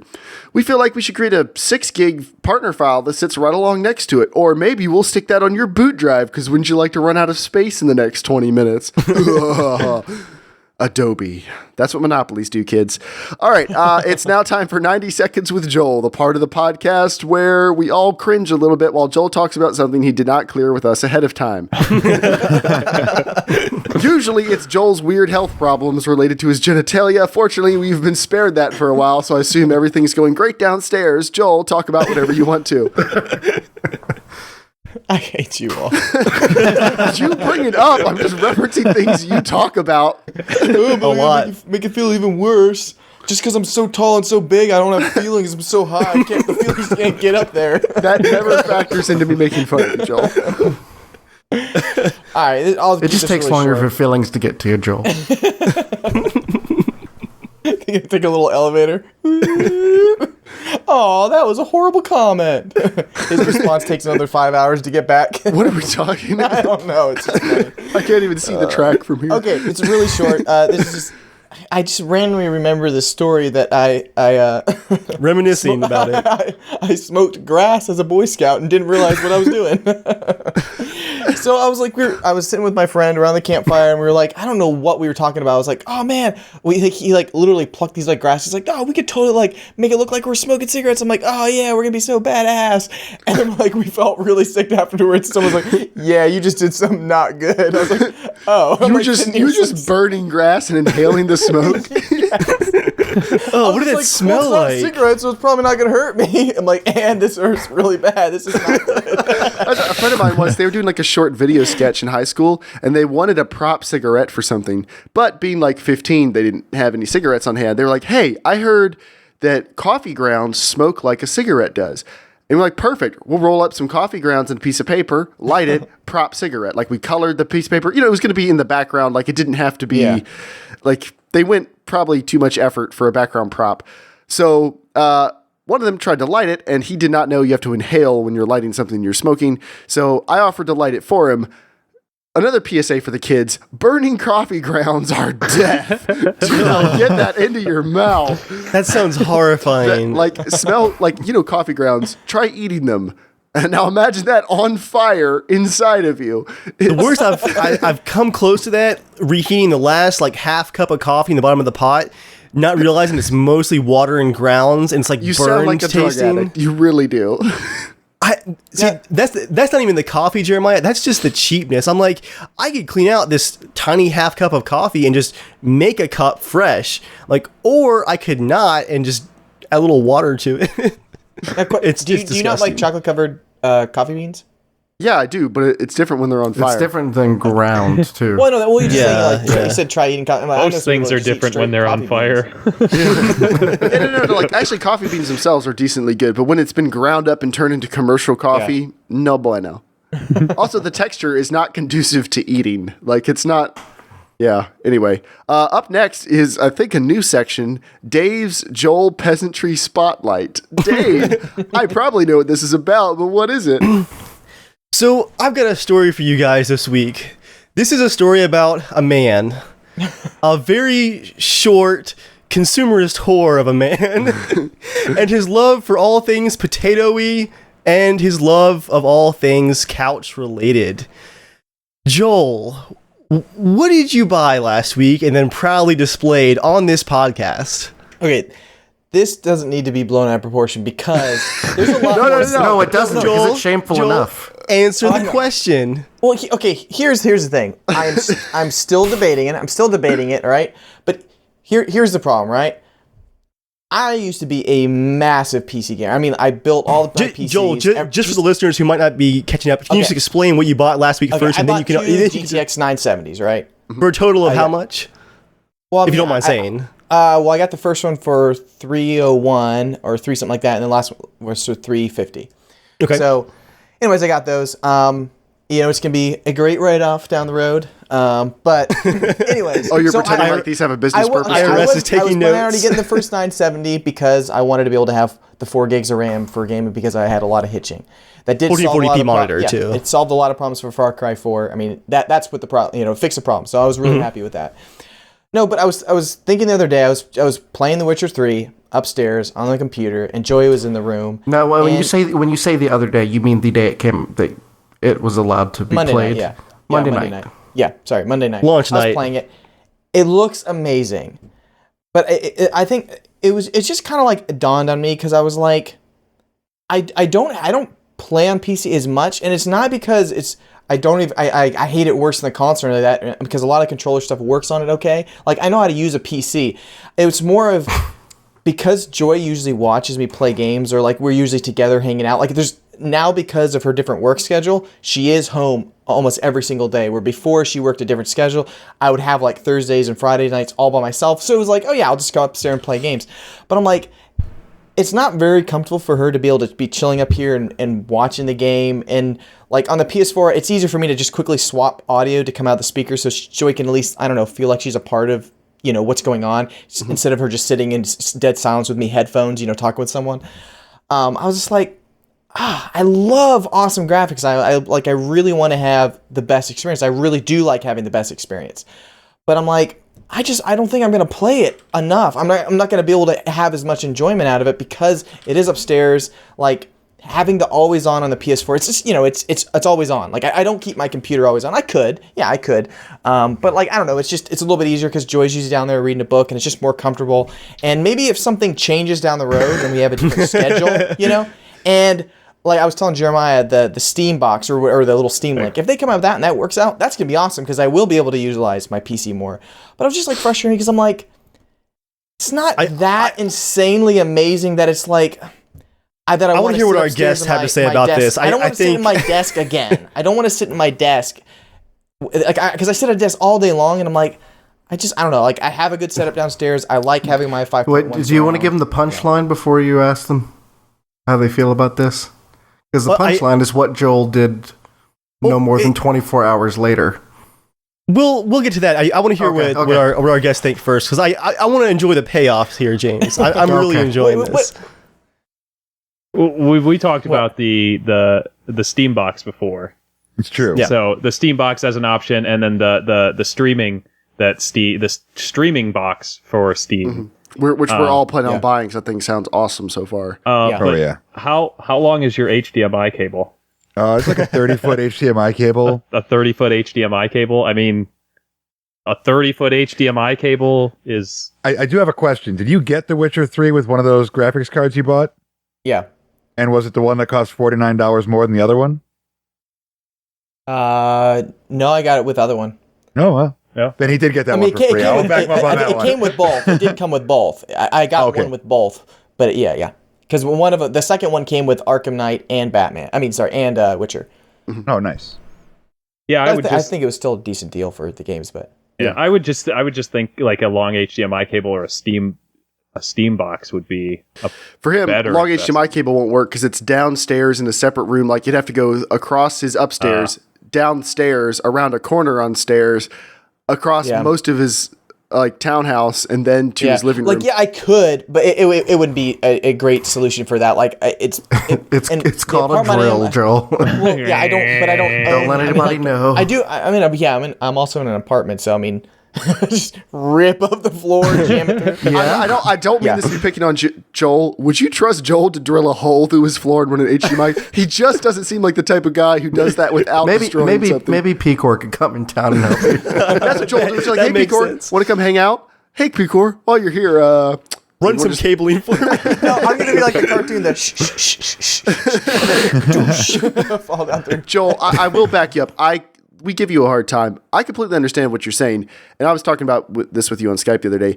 It's not that you don't like PC gaming. It's just that this is more convenient for you now to sit on the couch and game. And you could do that with your PC. Yeah. But to be honest, you just don't want to bother with it. And I'm the same way. Yeah. I have I have a 100-inch screen I could be playing my PS4 on. But no, it's sitting in my office because I don't want to be bothered to tote it out to the living room every time I feel like using it, because I could just turn just a little bit, and look, it's right here on my smaller monitor. It's the same exact thing for you. It's what you want right now, and there's absolutely nothing wrong with that. I mean, like, I can move my computer area down, but but I also don't want to be editing Norman and doing my office work down beside use my it for you know what I mean? it's different. Joel, I have a really good solution for you. What's that? Why don't you sell those cards, go back to your 770, and then just buy like one of those little Alienware $350 PCs to be downstairs? Well, I'm waiting for. I want to wait for the Steam links because if that's $100 and it works as well as it's gonna be 50. It's gonna be that's great. Yeah, 100 with the controller. Yeah, if it works 100 with the controller. really well, I'd be really. I mean, because you've got a good computer. Yeah, you I will you can use it. Yeah. I guess it's the thing because, like, you know, we'll be downstairs, we'll eat dinner, we'll like watch a show, then I'll be like, all right, I'm gonna go upstairs and game. And also, I hate just like, all right, see ya. Like on nights when Joy's working, you know, if she's doing something else, it's totally fine. It's not like I have a problem like going, I can go play, but I enjoy she enjoys watching, and it's just You have a decent laptop. What do you mean? Aren't you just doing in-home streaming anyway? It's a Mac. What do you mean? Yeah, I didn't know you had a decent laptop. I'd just do that. I have a Mac. I don't know if it has HDMI out on it. I mean, I guess I could get an adapter. I'm sure it has to use an adapter. It's a MacBook It's Air. a lightning. Use a lightning cable. No, I mean, here, there's options like, yeah, okay, so every time I want to play, pull my laptop out, set it out, hook the HDMI cord, you know what I mean? Like, it's one little extra step. It's the same thing where someone's like, oh, let's play a game. Oh, I got to pull the game out of the disc. Like, you have to go get the disc. Yeah, it's not a big deal. It sounds big, but don't lie to me and say you've never gone, you know what, I'm not going to play it because I don't really feel like getting the disc. Don't say that. It's happened to everyone. It happened, okay? So I'm saying, because it's like, oh, I tap one button, like, oh, I'm already in the game. I just play more often on that, and I'm like, it would suck for me to get it, and then be like, I just don't play it enough, you know? So just to wrap my segment up, this is why I just can't resist giving Joel a hard time, though, because I actually get where he's coming from. Like, for me, I've got HDMI and Cat6 in the walls. I plug in one extra HDMI cable in the back of my computer, and boom, living room TV is my computer. It's ready to go. I have a wireless mouse and keyboard under the TV. It's just there.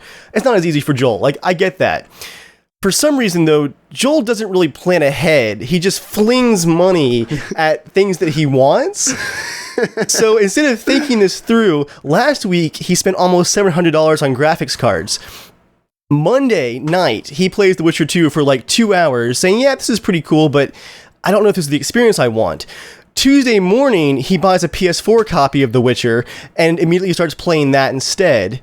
Tuesday afternoon, he's asking me if he wants to trade my 980 for his two 970s after having them for 3 days. And after bragging about them live on the podcast. And it was a joke, right? Like his buying the 970s was like a joke? It was a $700. It was a practical joke. Remember, I did sell my 770. I made $300 off of it. So, like, how much did you sell that for? $300 off of that. Yeah, I did. I make good deals on eBay stuff. Do you feel bad about that? Oh yeah, how much did someone buy your 770 for? Was it like a 12-year-old? What? Are you a terrible person, Joe? Joe? I always put. Are you rounding up because you were at 251? Yeah, no, bro, for real. How much did you sell that 770 for? Yeah, I'm really curious. I thought I sold it for $279. Holy crap! That's what you can buy a used 970 for. Yeah, that's whatever. But anyways, I always put it low, but people just end up. I don't know. Because you're a nice guy. And people want to give you money. I'm saying I didn't spend just straight $700. Did you do a Kickstarter? But here's the thing. I was really, really excited. Okay, you guys don't understand how excited I am for graphics. You really don't know. I do. I do, man. I don't think Dave does, okay? Like, Dave is just immersion, lore, and everything. I love it. Like, I built one PC strictly for Half-Life 2. So, like, I don't want to hear about, like, oh, I don't care about PC. No, Joel's going to be using that for the next 20 years. Like, I guess a little bit pisses me off. Okay, so I started playing with controller, right? I did know the difference between the PS4 and the PC. There's a slight lag on the PC, and I hope it's just like a random patch or a glitch, but there is a weird little lag to it. And it's not just the tank like how he controls a little bit. Did you turn hardware cursor on though? Yes, I switched all those settings. Yeah, because you said you weren't sure last night. No, I tried that with mouse and keyboard and everything. That doesn't reflect the controller as well. But anyways, I tried it and I was like, okay, I don't know. Yeah, I mean, like that's just a small thing. But I'm sitting here going like, I really love my 5.1 surround. Like, it sounds awesome. Like, you need to come over, Dave, and check it out because like just hearing all the forest and everything behind it just sounds cool. I like it. I've got 5.1. There's a speaker right there behind me. Do you use it though? Yeah, I've used it for probably 10 hours. I use good not 10 hours, 5 stereo hours. properly amplified, which can sound just as good as 5.1 because you only have 2 ears, and the way sound works is you don't actually. Anyway, I could be a sound nerd but some my other dad night. does sound, and he set it up really good, and it sounds really good. So you can have good 2.1, but you can also have very good 5.1. Well, my dad sets up sound better than your dad, so. I wouldn't say come over there and crush you, but no, you would crush me. And your dad at the same time. I've met him. He's short too. No, so I'm still thinking about, because the problem is I'm going, okay, you have Star Wars Battlefront coming out. I want to play with you guys, but I'm like, don't buy Battlefront to play with us. That might not be happening. I'm going to buy it because I'm going to play the shit out of it because it's Star Wars. I don't care if it sucks. I'm going to still play it. But I'm like, Disney's just if I like, get it on good. PC, I just don't come up here enough to like want to play. Like I'm downstairs. And that's okay. That's all right. And so that's the things I'm debating. It's not going, it doesn't run good enough. Like it's a whole slew of things. Well you know? enough. So. It's too easy to pick on you, Joe, because you're really bad at explaining it. You're like, I just like sitting on my couch. Like, there's a couch behind you right now at your computer. You're like, I want good speakers. Like, you have like a set of Bose speakers at your desk. See, Joel, what you do is you don't tell us the real reason at first. You try to quantify it with reasons you think we'll like, but they're all dumb. Like, but the text is a little too small and it doesn't look that good. And I want to sit on my couch. Because of that. And you're like, but I gotta like change the audio. It's all things that are like 20-second fixes, but then you get, okay, what really is, I want to sit on the couch downstairs. I'm like, oh, okay, well, that's fine. Like, that makes sense. I'm on board. Do whatever you want. But thing is, a lot of those things are, you go, oh, well, there are little 22 seconds fixes. Okay, you're in a game, you plug in USB headphones, right? It won't automatically switch over to the game. Sometimes it does, sometimes it doesn't, all right? Now, how do I do this? We're chatting with you guys. I want to have audio come out of the speakers and my headset so Joy can hear a little bit. How can I do that within 5 seconds? I press the on button on my speakers. What do you mean the on button on your speakers? When I have it on turn them on. USB, it goes directly into my headset. Because you don't have it set up to do what you want. You bought stuff and then decided you wanted something different later. No, well, I'm saying, so how do you do it? So I need to buy a different set of headphones? I just run a Y cable out the back of my audio out, and half of it goes into my speakers, half of it goes into my headphone. So you can't do it with USB headphones? I would never use USB headphones. So you probably could do it with USB headphones. Yeah, you probably could do it. It would be a little bit harder, but I just split the audio and send it wherever I want. Yeah. Right now, it's going to a third location. It's going to the Potato Masher to stream. Joel, I completely understand you. I'm on board with what you're saying. I'm on board with what he's saying, too. I'm just going to give him crap for the dumb reasons he gives. I predicted it was going to happen. It happened last week when you showed the $700 video card. You're like, I'm going to play Witcher 3 on this. Now, I said, Joel, Joel, you will buy another copy. I promise you. You will buy one for the PS4. Joel is not Dollarwise at all. Here's how Joel's not Dollarwise. Not only does he not look for deals, he doesn't buy physical copies, so he can't ever trade in a game to get it for the other console. So when GTA comes out, he'll spend $60 on the Xbox version. Then he'll spend $60 on the PS3 version, and then he'll spend $60 on the PS4 version. And now he spent $60 on the PC version. Now, because he doesn't have a physical copy to trade in, he's not getting any money back, so he has spent over $200 on GTA. Joel, now, so it doesn't sound like we're just ragging on Joel nonstop. Joel has plenty of things he's frugal about and plenty of other awesome qualities. This is just one particular little thing. Like, he makes fun of me for something I can't change, the fact that I'm physically bigger and more intimidating than him. I can't do anything about that. My graphics cards can blot out the sun. But we can make... my old one competed with the sun. But we make fun which of one's hotter today? For this particular little facet of your gaming personality, which is hilarious. That's the only reason we make fun of you for it, is because sometimes your logic is just hysterical. Well, like, you're like, hey guys, guess what? I bought it again. Okay. All right. So Joel, from now on, when you get these urges to purchase games, I would like you to send me an email, dollarwisegamers@gmail.com, and just run it by me. And I'll give you the green light or not, okay?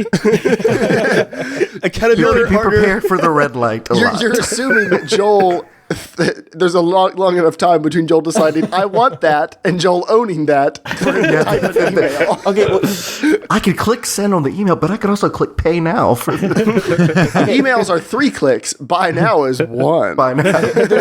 Joel, hold on. Let's talk about the predictive nature of you. Did I not predict? Yeah, That of course you did. Dark Souls Absolutely. 2. No, Dark Souls 2. I said, Joel, you're when it came out for the PS4. Yeah. I said, dude, you're gonna buy that. You're gonna buy that. You're like, no, I I'm told gonna you I was wait. going to buy it. Yeah, but you said, no, I'm gonna wait for a while. I mean, I've got so many I've other heard games. that. You bought it with a week of me saying that. It was actually 3 weeks. It was out. 3 weeks. But how much did you pay? 45. I got a good deal. I mean, Where? Did for a PS4 game, maybe. you buy digital? Now, It was that is on- it was on- Dollarwise. it was an Amazon code. Because Joel will play 50 okay. or 60 hours of that game. Oh yeah, Yeah, I mean it's so- totally worth it. But Anything Souls related is Okay. Dollarwise for Joel. just be honest. Just be honest to yourself. That's Well, all we I- ask. Well, you know, part of it, I'm joking a little bit. So Yes. I know I'm gonna get some of those. Okay. Now, here's the thing, right? So I'm still debating. I'm not immediately just getting rid of them, right?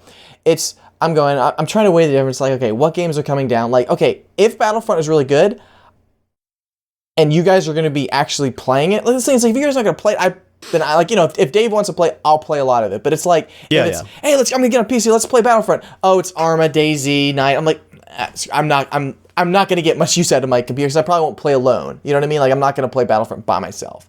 So that's why I'm like, would you guys get it on PlayStation 4? Because I probably would play it more often on my own, so it would be more useful I to me. can't Yeah, so it's do like, shooters on an analog meet me stick. halfway. Yeah, well, no, Joel. I bought Bloodborne and a PS4 for you. I met you more than halfway. Dave has met you. I Joel, beat it out. I embraced you, Joel. I beat it out for Witcher. I don't even want to hear it. I beat it out. What did you say?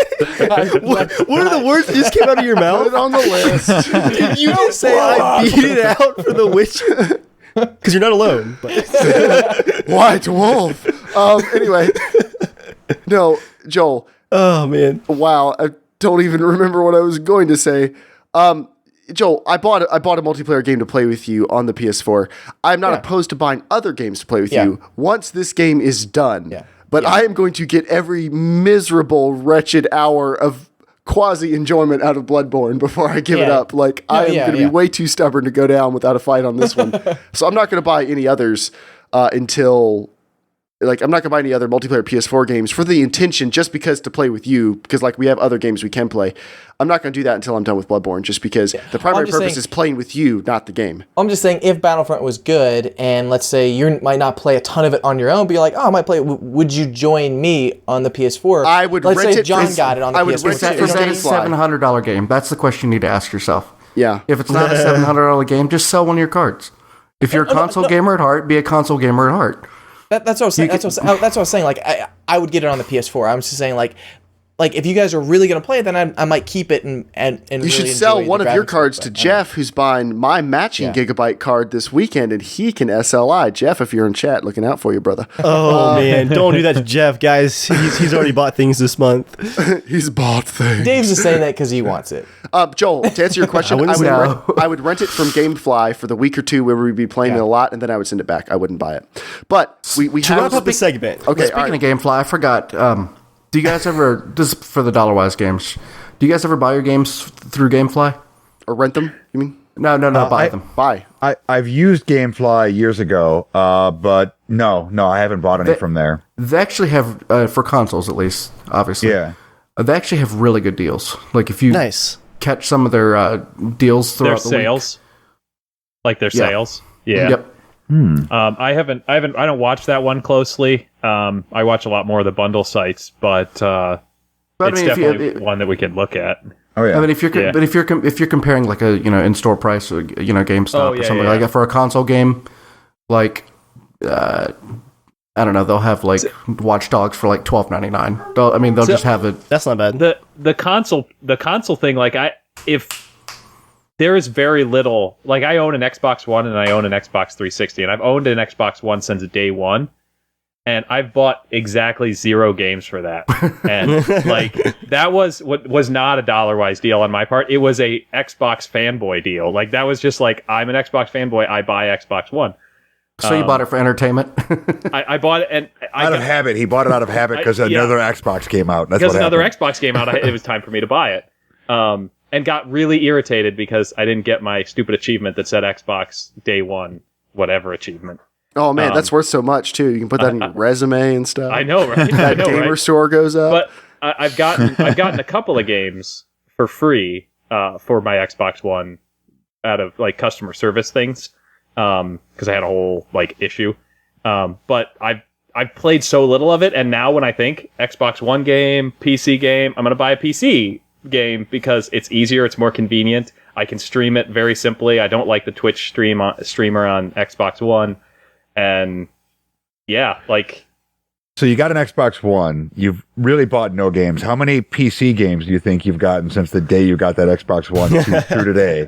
Given that you just got Diablo 3 and the expansion officially Actually, today. no, I only bought the expansion, James. We talked about this. I know, but you have somehow Diablo 3, the base game. I don't no know one where knows the how that base game happens. came from. He gets really uncomfortable if I like buy a game for him. If people, no, not you, James. If It's people me. It's buy, just me. No, it's not you. If people buy things for me, it makes me uncomfortable. It's true. It's true. But he has 2 kids and I have none, so every now and again I buy him a game that I want to play Can you really give us your bad. address so we can ship you games? Yes. Oh god. You see a dump truck, just start dumping Xbox One games on your lawn. These are the ones that Joel bought before Actually- he remembered he didn't own an Xbox Actually, One. H1Z1 and what was the other one? Child of Light. Child of Light. James bought them and specifically said to me, Justin, these are not for you. These are for you to stream as part of the podcast stuff. It's true. I found a loophole. I mean, yes, that's true. And I was fine with that. I'm like, okay, sweet. Okay, I got it. That's for Dollarwise Gamers. I get it. It's for my Twitch stream. Cool. They're not mine. They belong but to he the loves podcast. both those games. I do love both of those games very much. I just wanted to wrap up my kind of Joel shame segment by saying that it is too easy, Joel, to give you a hard time, but each time that I got a Skype message from you this weekend, we were talking about, like, I've got Battlefield 4 in SLI at 60 FPS Ultra, it's so beautiful, 1440p, or, you know, The Witcher, this looks so good. I just single tear every time. I was so proud, Joel. I was so proud. And second of all, don't hate me, sell me your cards, buddy. That's how you all trade the cards. Well, it was going to be some cash, too. It was not an even trade, yeah. I'm going to follow up from last week. We talked about briefly, I was evaluating 970 SLI for Dave. Yeah. Now, granted, I have not been feeding them enough power, so things might even get better tomorrow. But I have been playing, I said I was going to play at 1440p for a while and see how that goes. Yeah, I like 4K too much, so that didn't work out. But I have not been able to max the VRAM out enough to make them have a problem. If they have any problem in games, it's normal SLI stuff. Some games aren't very well supported. Shadow of Mordor does not work with SLI unless you manually force it, and then it still has issues. And Shadow of Mordor is a bad example anyway because like there's texture problems and like that game. It's great if you're playing at 1080p with a single card and basically want the PS4 experience. Beyond that, good luck. But every other I game. noticed with Shadows of Mordor going from my 970 to the 980, I gained like 6 FPS maybe. Yeah. But was so same far, experience. 970 SLI, I would say flying colors. I'm gaming at 4K, and I'm not close to maxing out the VRAM anytime soon. That's exciting. And you know, VRAM limitations aren't going to start going up anytime soon because despite what idiots in comment sections say, these consoles are not only using 30% of their available power, they're already suffering in games already. They're x86 based. If there was a bunch of extra power we could drag out of them, we would know about it by now. They are already But the struggling. DirectX 12 patch is going to unlock the cores in the Xbox One. Right. So, yeah, VRAM limitations are not going to go up majorly. In the next 4 or 5 years, and let's be honest, you are not going to own a 970 SLI for the next 4 or 5 years. You're going to own it for maybe 2 years. Just being honest, you and me both, we are not going to have these cards long term. So, 'Cause I don't want to hold on to the 980 for much longer because it's going to drop in value probably in June. yeah, I would when say new cards come out. so far, flying colors. Cool. Like, I'm not a big multi-card guy. Like, I don't really look for that.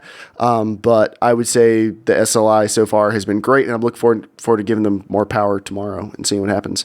But as we wrap the podcast down, I'm sorry, it seems like all of our guest podcasts go longer, which is not a bad thing. I'm sorry we kept you guys like 4 times longer than your normal podcast. Yeah, this is. we're falling asleep. No, I'm so it's all sorry. good. This is what we We know do the in the feeling. podcast normally, and then Justin has to cut out almost everything that I say.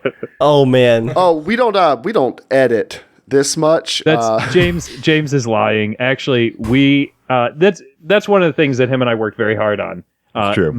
Actually, the most recent podcast that just came out, if you've listened to it, I forgot to do an edit where I normally truncate the silence, where it cuts all the silence out. And so every single break in that one is actually how fast him and I go back and forth. Mm-hmm. Yeah, I was listening to you guys some today at work. You guys stick to an impressive schedule. I can appreciate that. Doing this podcast where we don't do that.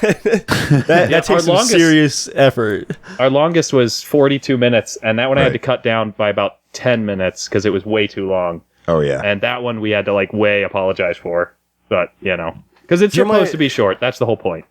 Should we have a keyword, Jeremiah, for if anyone made it through that Joel shame segment and they're still listening at this point? Should we have just a fun keyword for the comments? Yeah, leave not the people who are still watching live. Obviously, you made it, but just write. Tell them to comment. Go blow up. No.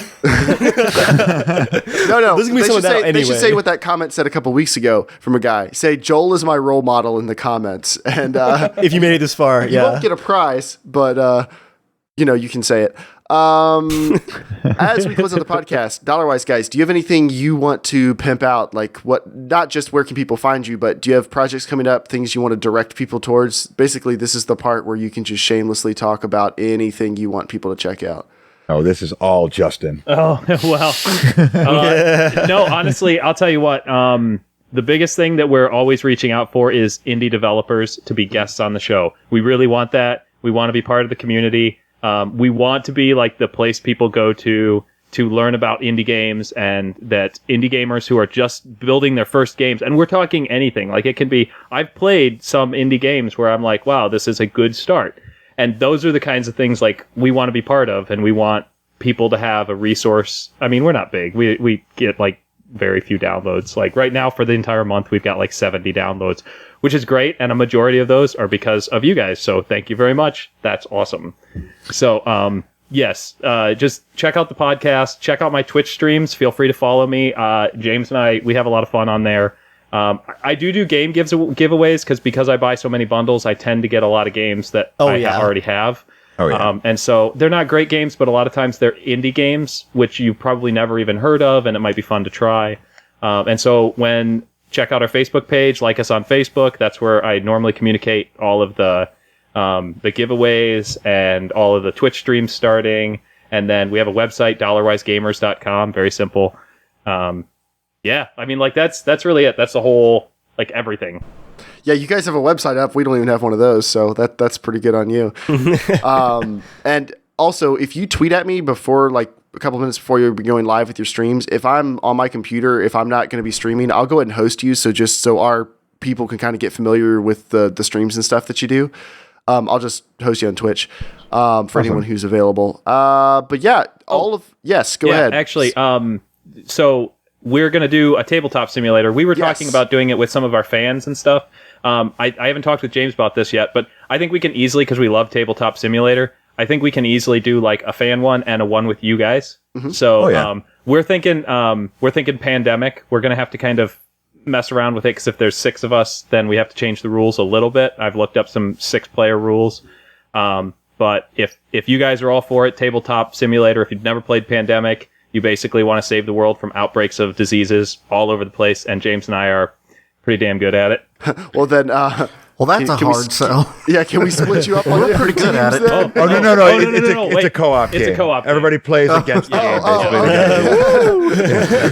basically. Come play a game where we're going to whoop your ass. Yeah, we've never lost a game. You want to play? No, see, I prefer co-op games, and James makes fun of me for it, because I like games where we all work together to win. One of my primary purposes of gaming is to hang out with my friends who I don't live anywhere near. So, yeah, co-op is great for that. And boss us all around. What? Do I do that? What? Do you? What? I don't know, maybe. I know this feels like this is all of a sudden. Sometimes, squad leader, sir. You ask me to host your missions. That's not even fair. Joel, would you like to tell people about the thing possibly regarding Tabletop Simulator, or do you want to talk to Dave about it first?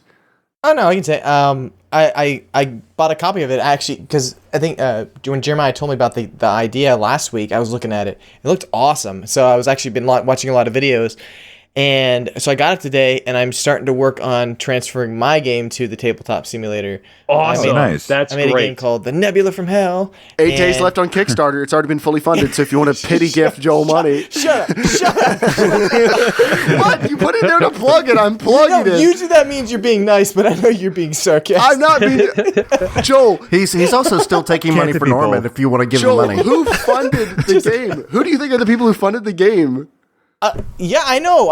Okay, so I'll plug it however I damn well please. I'm taking my $4 back. owns I have Free funneled soul. thousands of dollars into you through my plugs. Okay, moving on. That's it. I need help figuring out if you can add multiple decks to the game, to the tabletop simulator. I need to be able to add 2 decks and a spinner. So I need to figure out how to do that. I think they said they're working on it. There's like some sort of hack or mod or something for it, but with me and mods, I know how to do all that, right? So I already Would You it- can't even say it. Would it be 2 different decks that would replace each other in different scenarios? There needs to be 2 decks on the game It's like board. Monopoly where you have 2 different decks. Yeah, it's kind of like you have bonus cards and you have Yeah, you could definitely do that. Okay, in the options, it was only showing 1 deck for at least that I saw. Really? So. I mean, I just started messing around with it, so I don't know yet. So It might just be how the game is originally set up when you load in the mod. Like you could have the 1 deck, but they're already split up in 2 different places. Yeah. I'm really not sure. I haven't created, but I've played enough. okay, Spinner, I don't know. You might want to look and see if there's other games that have something similar and see what's there. But Yeah, because any of the mods that you download, you can grab the asset from it and save it to your little chest, and then you can pull that asset out at any time. So you can find something like it. I'm very excited. I want to convert You- that you thing, could so I'm gonna always have do a Nebula kick- night playing. nice. You could always do a Kickstarter to hire a developer. I like Ben's idea. He said to have a Kickstarter to buy more PS4 games. It's called a GoFundMe. That's when people are basically like, hey, I don't have a job. I just lost my place to live. I don't want to get a job because I feel like people should support the blog I have where I talk about how much I love myself. There are like dozens of these, by the way. I'm not making this up. Please give me money to pay my rent. Like, that's I what once saw- GoFundMe's for. I once saw a GoFundMe where this guy's like, I want to start a YouTube channel. Help support this GoFundMe to buy me a Titan X so I can start my YouTube channel. A Titan X. Buy me a graphics card. Would that work? It's okay, though. He's going to make all that YouTube money, and that will pay for itself in months easily. Hundreds and hundreds of months. But as we wrap down the podcast, thank you guys, Justin and New James. Thank you for coming out very much. Thank you, Old James, for being here and giving me that shifty look. And I can tell you're upset at me about the nickname. We can talk about that later. But you can check out the Dollarwise Gamers on Twitter at what? At Dollarwise Gamer, because it's too long for gamers. Yeah, ours is Casual Shenanigans. It happens. Check us out there. Honestly, the easiest place is just the website, dollarwisegamers.com. And you guys are on iTunes as well, right? Correct. iTunes, if you use a Android. I just searched for you in Android. Dogcatcher. It brought it right up. Like There you you're go. not hard Yeah. to find. I think once you get on iTunes, everybody gets you. pretty much. Yeah. But yeah, go check them out. Every link I can find for them is going to be in the description of this video if you want to check it out. I will run them by you guys ahead of time to make sure they're actually links to you guys and not just stuff I'm Googling. But thank you guys very much for coming out. How we do this with our guests, you now have a standing invitation anytime you want to come on the show to plug stuff you're working on or you want to talk about a game that you've discovered that you got 800 hours out of and it costs 25 cents or whatever. Anytime you want to do anything like that, just let us know and we will pick a date. Like you have a standing forever invitation Awesome. to be on Casual Thank you. Shenanigans. Awesome. And thank you guys for coming out. And we'll come out as if you ever want to extend your podcast Of course. Yeah. by 300%. Oh my god. We may have to edit a little bit. What, us? Yeah. That being said, like on Steam, whatever, send me a message. We'll play anything that I have in my library. I love playing games, so if I'm available, James available, we would love to play. I wish I had Arma 3 because I'd love to play with you guys because I think I would suck at it.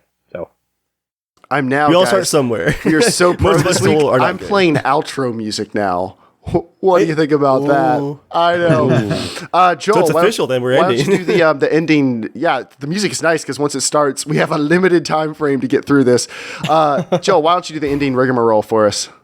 Well, thanks guys for listening. We really appreciate it. Go ahead and go to Patreon if you want to support us there. Helps with the podcast. You can write in questions, PC tech stuff, whatever you want to do, you can ask for, advice too. We'll give it to you. Write in at casualshenanigans@gmail.com. Our Twitter handle is casualshenaniga, and that's it. That's it. And Nebula, 8 days left. Get your copy. Twice. I'm going right now. I can't stop myself. He made it before the timer was over. And actually, if anyone does want to write in anything, write in and talk to us about what we talked about with Joel, or we relentlessly made fun of Joel for. Do you do something weird with your gaming or different with your gaming just because of the sheer convenience? Explain to us what you do and why. We will not make fun of you unless it's stupid. And remember, 4 more weeks to go. Episode 100. We'll come up with something cool by then. Hopefully, we should talk about that one of these weeks. Timer's ticking. E3's coming up soon, so we'll have a big show before that. I know we've been a little bit slack on casual conversations. I have a couple recorded I haven't put up. They are coming, more of them. I'm sorry, but The Witcher happened, and I'm sure you understand. Please write in and tell Jeremiah that you got a copy of the Nebula, because I do want to send you guys the CSG custom pack. Yes, so if you ordered it. So make sure to send that in, because we'll collect all your addresses. I know your last name, Ben. Whoa, specific. I'll send you something special. Thanks, everyone. Why? 8 more days. 4 more weeks. All right, and with that, everybody, Justin, do you know that the leaving tag for the show? Oh, stay casual. That's it. Thank you, guys.